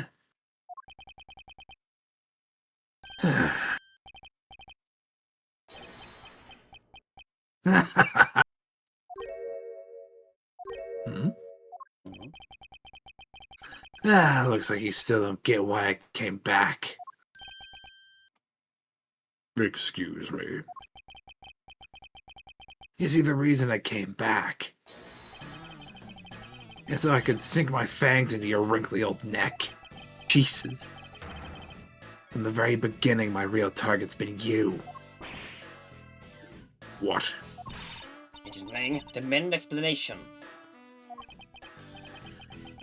Sorry, sis. Didn't mean to put you through all that. I knew you were innocent from the very beginning. You did? I knew this whole incident had been meticulously planned and prepared for. So naturally, the occupant of this room, Ambassador Alba, seemed the most suspicious. But without the ambassador's permission, we couldn't get in to take another look around. So that's why you put on this big show to accuse Francisca of the murder. Using Francisca as the base, you were able to gain us entry into investigative rights. Yeah, if I hadn't done that, I doubt the ambassador would have given the okay to poke around. So that's what this was all about. Very well, I will forgive you. But in exchange for using me as bait, you will take some more responsibility and help us find the truth. Agent Lang, for giving me such a great opening. I thank you. You know, I just knew, Mr. Prosecutor, that somehow if we were able to find some proof by investigating this room, then you'd be able to figure out the real culprit with your special brand of logic. The evidence detectives combine with the logic of a prosecutor. That's just as it should be in a prosecutor-detective team, right? I don't know about all that. But one thing I do know is that I'm itching to see that old man get what's coming to him.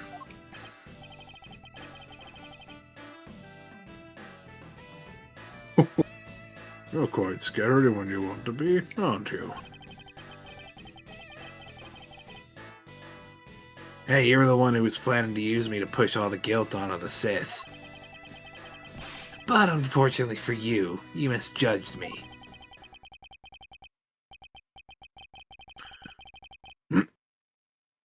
Agent Lang, I wish for you to stop trying to intimidate me. What we need right now is evidence and proof. I wonder if you have what is necessary to prove that I'm the head of the smuggling ring. Don't be such a sore loser. You really are the head of the smuggling ring.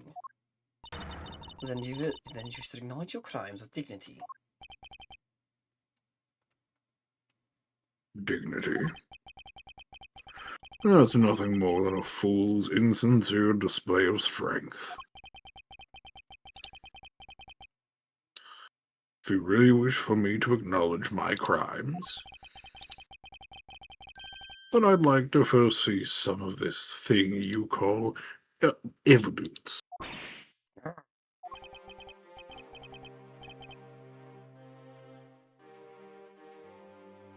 I tell you, I knew nothing really. I didn't even know that a counterfeit plate was hidden inside that statue. You swapped a real statue that vested in your country with the authority to rule or for a fake. Doesn't make any sense that you didn't know anything. It doesn't make sense. Where doesn't it make sense? Can you prove that it doesn't make sense? Yeah. He's really godless. He's turns the entire situation around against us. Proof that Interpol has been after, which points to this man as the ringleader. If we can somehow find that proof now, then we can just see to it that justice is finally served. Is there nothing I can use to break this case wide open?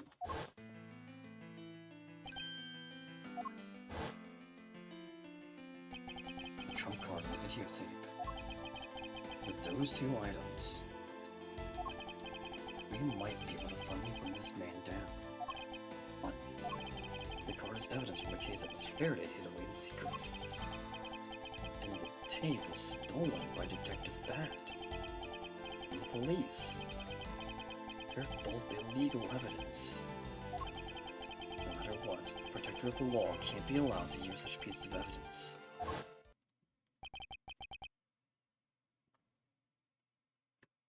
Needless to say,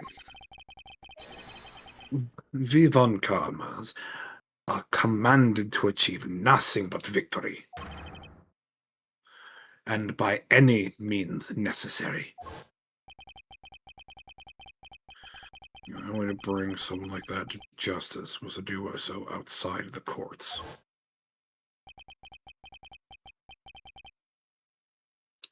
That's what we thought at the time.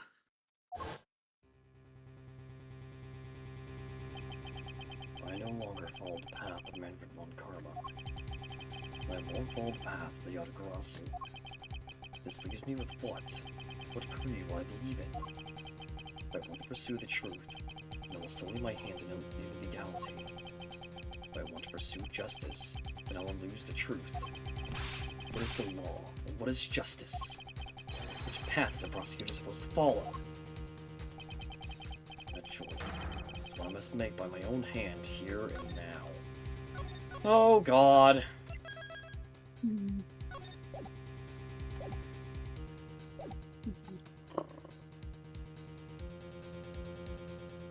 Oh boy. Maybe we have the... We have the one option, really. I do. I only have the one.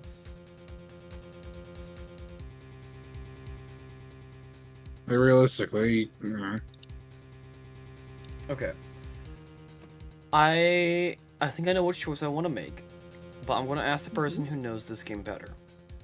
Ikari, Yes. are there two endings to this game? I don't remember. Let me check.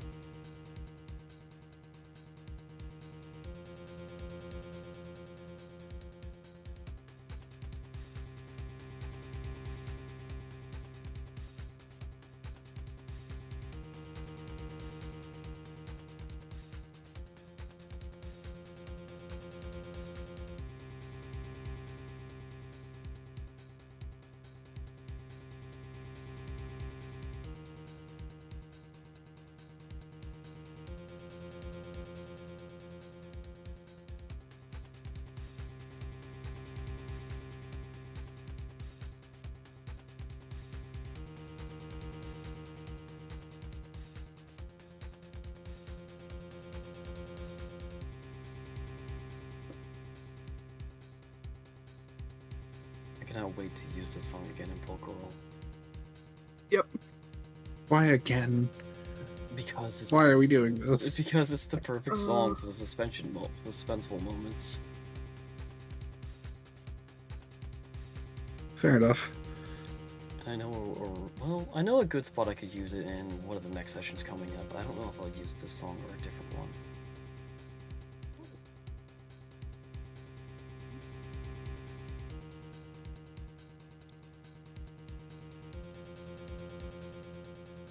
Why are you giving me problems? As I'm trying to frickin' find the information, and it's like, hey, do you want to know about frickin' Phoenix Wright and the other set of games? No? Too bad. That sucks. Alright.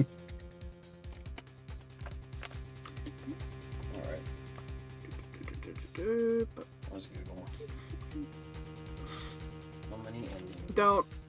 Don't. You sure? I'm just gonna ask how many endings there are.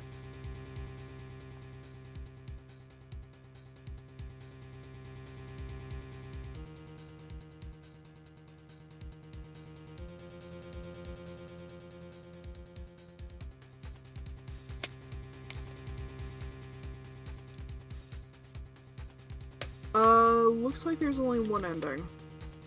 So there's not a bad ending.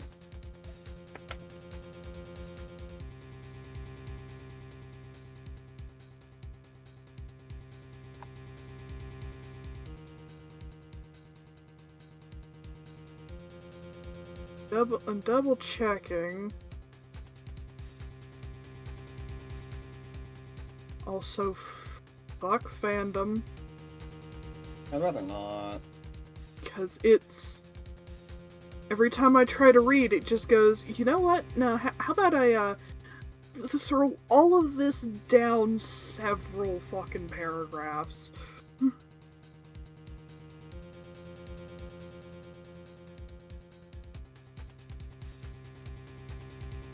Okay, so... Okay, I found one. I just had the AI overview. This has no spoilers.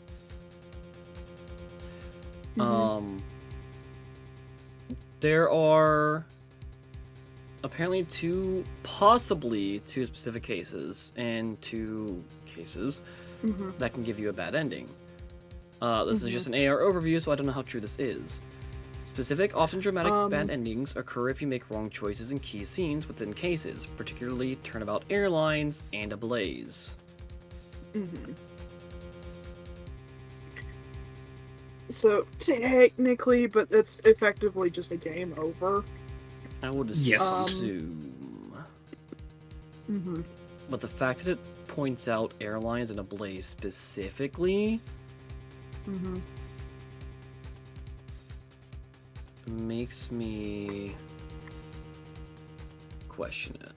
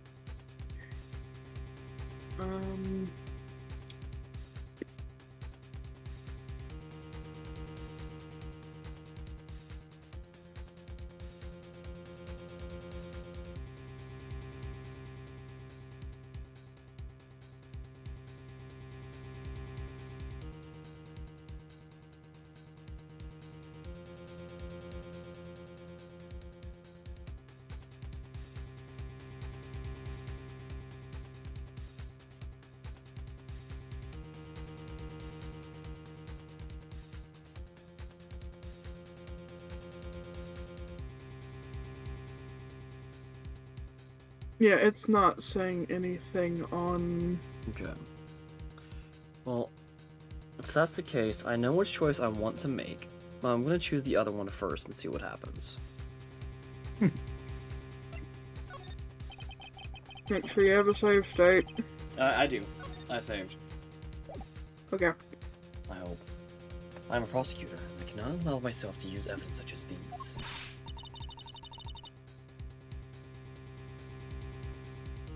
Mr. Edgeworth, if you don't do something, Ambassador Alba is going to get away with it. I know, but... What are you holding back for? The only thing Von Kama should pursue is the perfect proof. If you really do have what it takes to complete our argument, then there is absolutely no reason not to use it.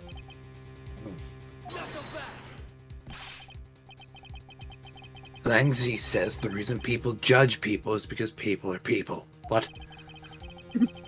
People weren't born to be chained to the law. Laws were born to protect the people. You're the only one here right now who can put this guy out to pasture. And that is the only way a second or third generation of Zangfa's people will be born. Can you really still hesitate knowing the fate of a nation rests in your hands? There is no limit to the law. Any limit exists was set there by man. If a person goes beyond that limit, then the law too crosses into new territory. For what reason were laws invented? The answer to that is what I must now show. Master Alba, I wonder if you might recognize this. Okay, so you don't get a choice. Okay, cool.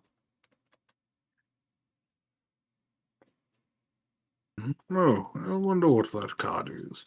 Never seen it before in my life.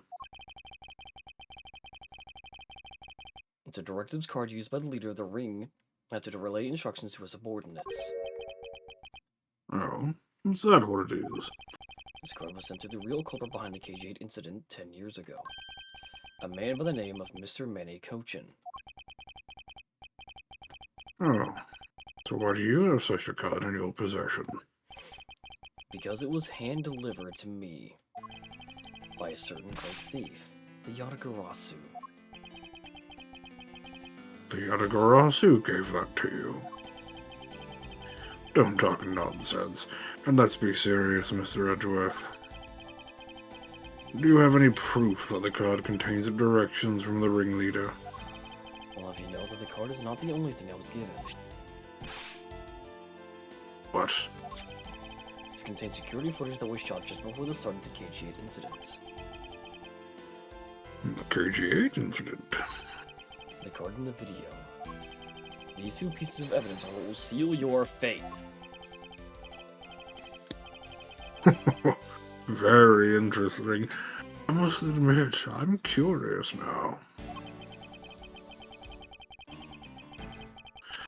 Very curious indeed. In these case-deciding pieces of evidence you presented. The prey of the Autocross has been chasing all this time. Now stands before me.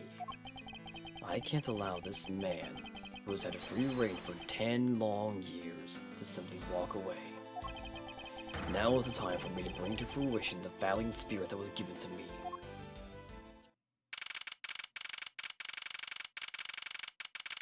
It's 1:34 a.m. It's about 10 minutes off, but you know, close enough.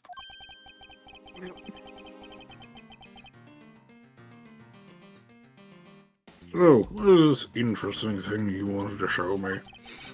The trump card and the videotape. These two pieces of evidence together make for the ultimate hand. And this is where the real meaning behind Detective Bad's words will be realized. Detective Gumshoe. Yes, sir. You see here is security footage shot just before the KG8 murder occurred. From this footage, we know that the card is a directives card from the smuggling ring. This is the section that proves that the card was used to relay an order. To assume is that Take that! I mean, the card?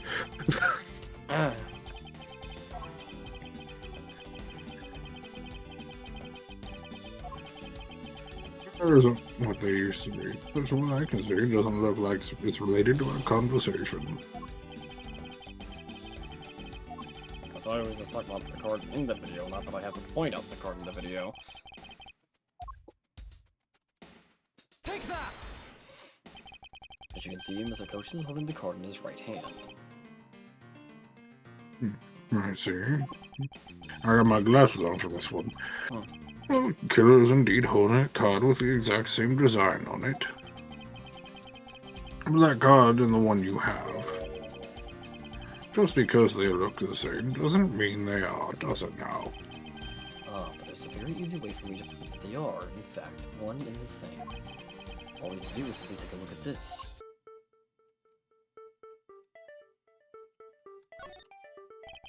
This dark red blood. Yes, this is your proof. Proof that the orders on this card were played out in that terrible tragedy. The blood belonged to the victim of the KG8 incident. With a bit of DNA testing, we can very easily verify that it's fact. If you have no objections, then I'd like for you to take a look at this next piece of footage. This car that passed by in front of the victim's apartment building is an official Cadopian government car. What? Detective Gumshoe, you could please magnify the footage. This area of the footage directly links the smuggling ring with Cadopia. Take that! Oh, for Pete's sake, that's not the badge, it's the card. Again! If you continue presenting completely wrong, I'm afraid your investigation may fall apart. Perhaps it's time for you to retire.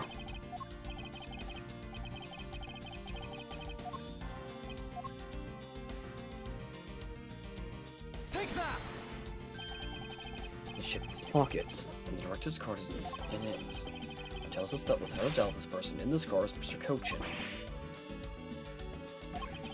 The license plate in the car was also captured by the security camera, and with it we can easily find out who was sitting in this car on that day 10 years ago. Which is why I can say with confidence that you were riding in this car on that day. Huh.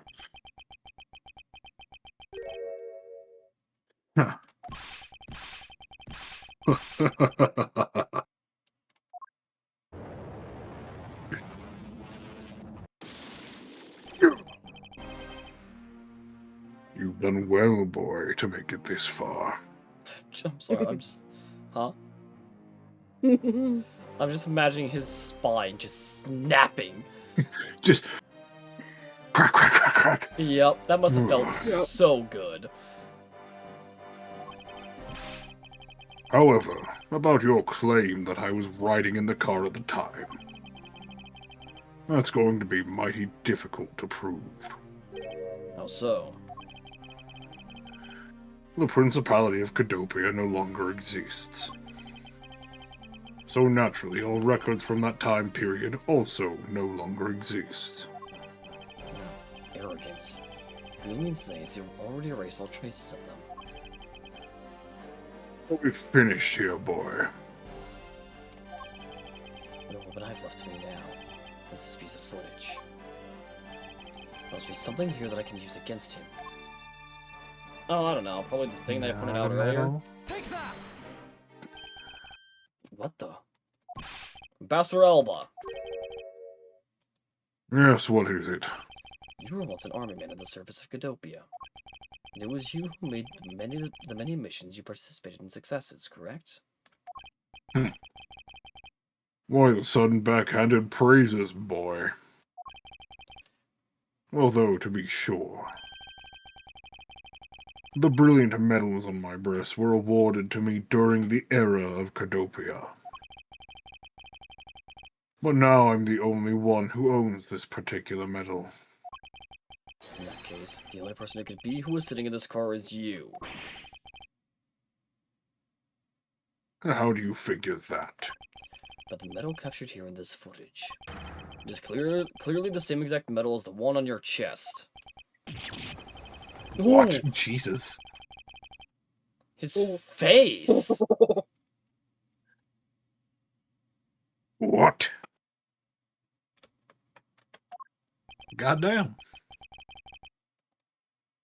This is how it will be, but I won't look back. This is the path that I have chosen.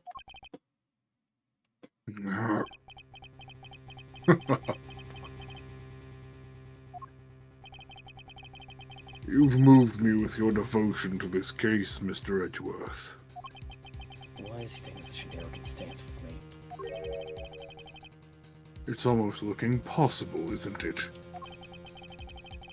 For the lot of you to have come this far. It looks like I just might lose our little game this time. You might lose the game this time. You don't get another round, Mr. Ambassador. Is that a fact? Very well. Oh, shoot. I've decided to confess and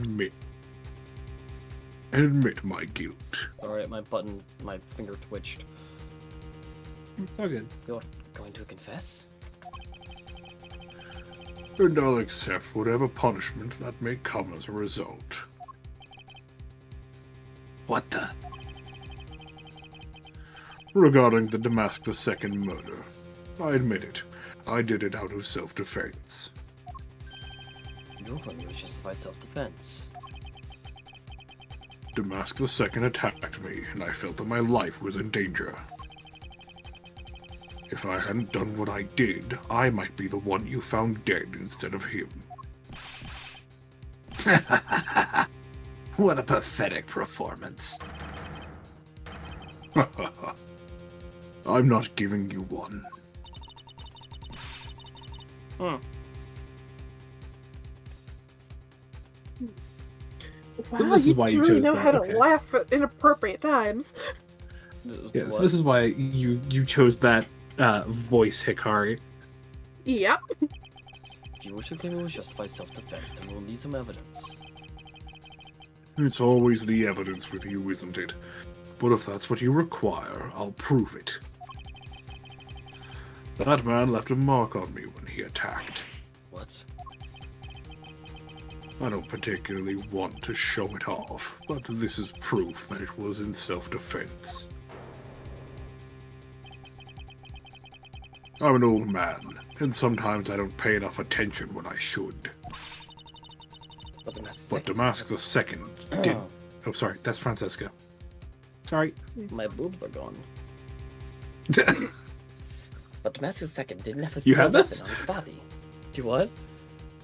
You have those? Hey, listen here, you little. Hold on. Nothing to get worked up over, because I hid the weapon. You hid it. I'm sorry, but as you know, a murder is a murder, even if it is in self-defense. And I couldn't let it become public, seeing as how I am an ambassador. Diplomatic immunity. Yeah.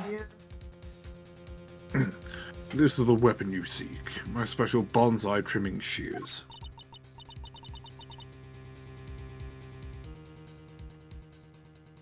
Ugh, it's covered in blood. He was trembling quite badly during our struggle. But that's when he grabbed the shears that were sitting in my office and attacked. So you see, it was an act of self-defense.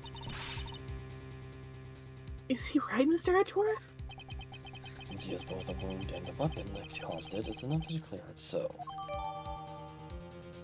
Yeah, but we would have to do flippin' blood Yeah. test.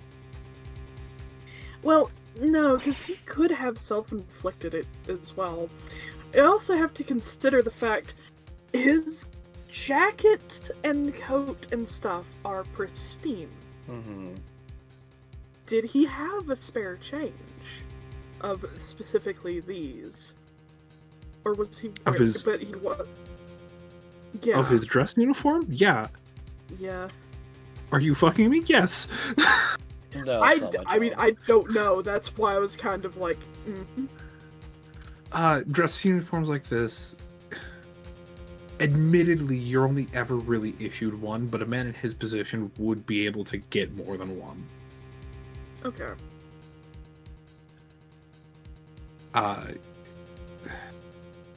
Because it is a uniform and your uniform is supposed to be pristine, especially for things like this, it would be expected, especially after how long he's been doing this, that he would have more than one. So this could be one of his backups. It could be his Okay. backup. Okay. No way.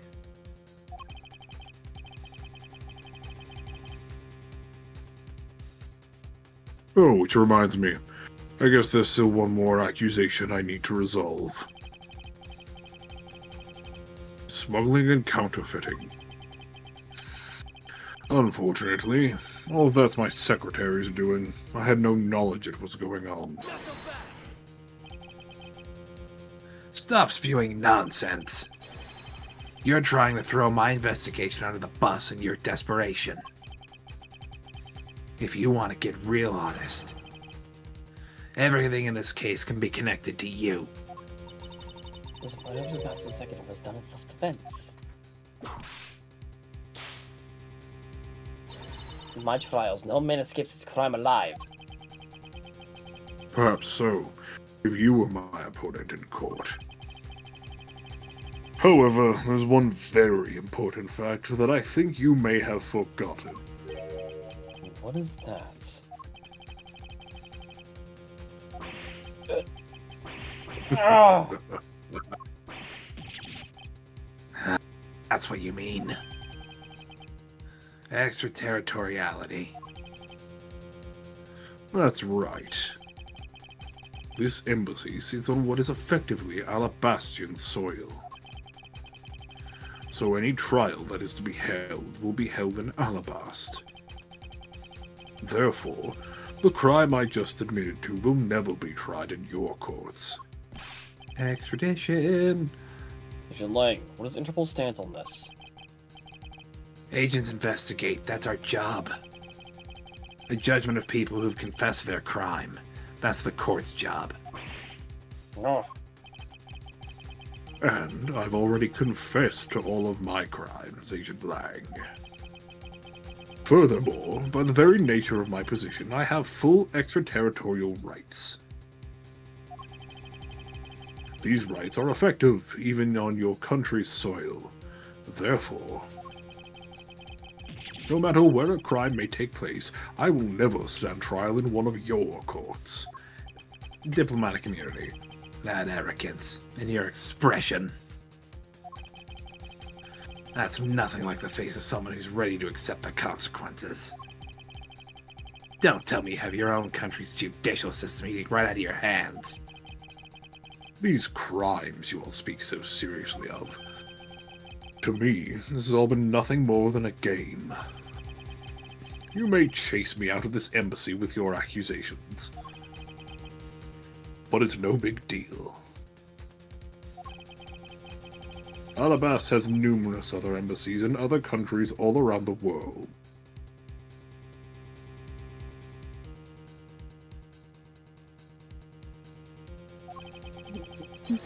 sorry. All you would accomplish is you would change the backdrop of our little game.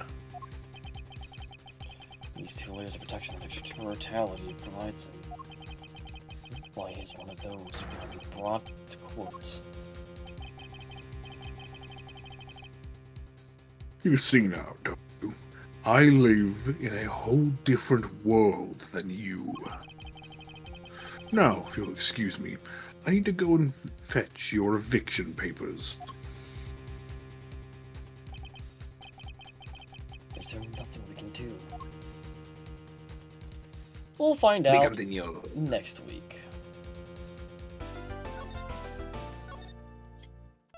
Yay. You can see why I'm like, yeah, this is a long one. Yeah. So, tomorrow we'll be doing probably a few things in mission mode and some stuff in Cage 358 over 2 days. We'll be doing that as well on Saturday coming up. Friday will either be FNF or Sonic Racing Cross Worlds, depending if a festival comes out this week or not. Most likely will, considering there's 2 characters coming out this month. Mhm. So we'll see. And next week, we get to finally finish this case and bring down Ambassador Alba, the leader of the smuggling ring. We'll see y'all then. Have a good night.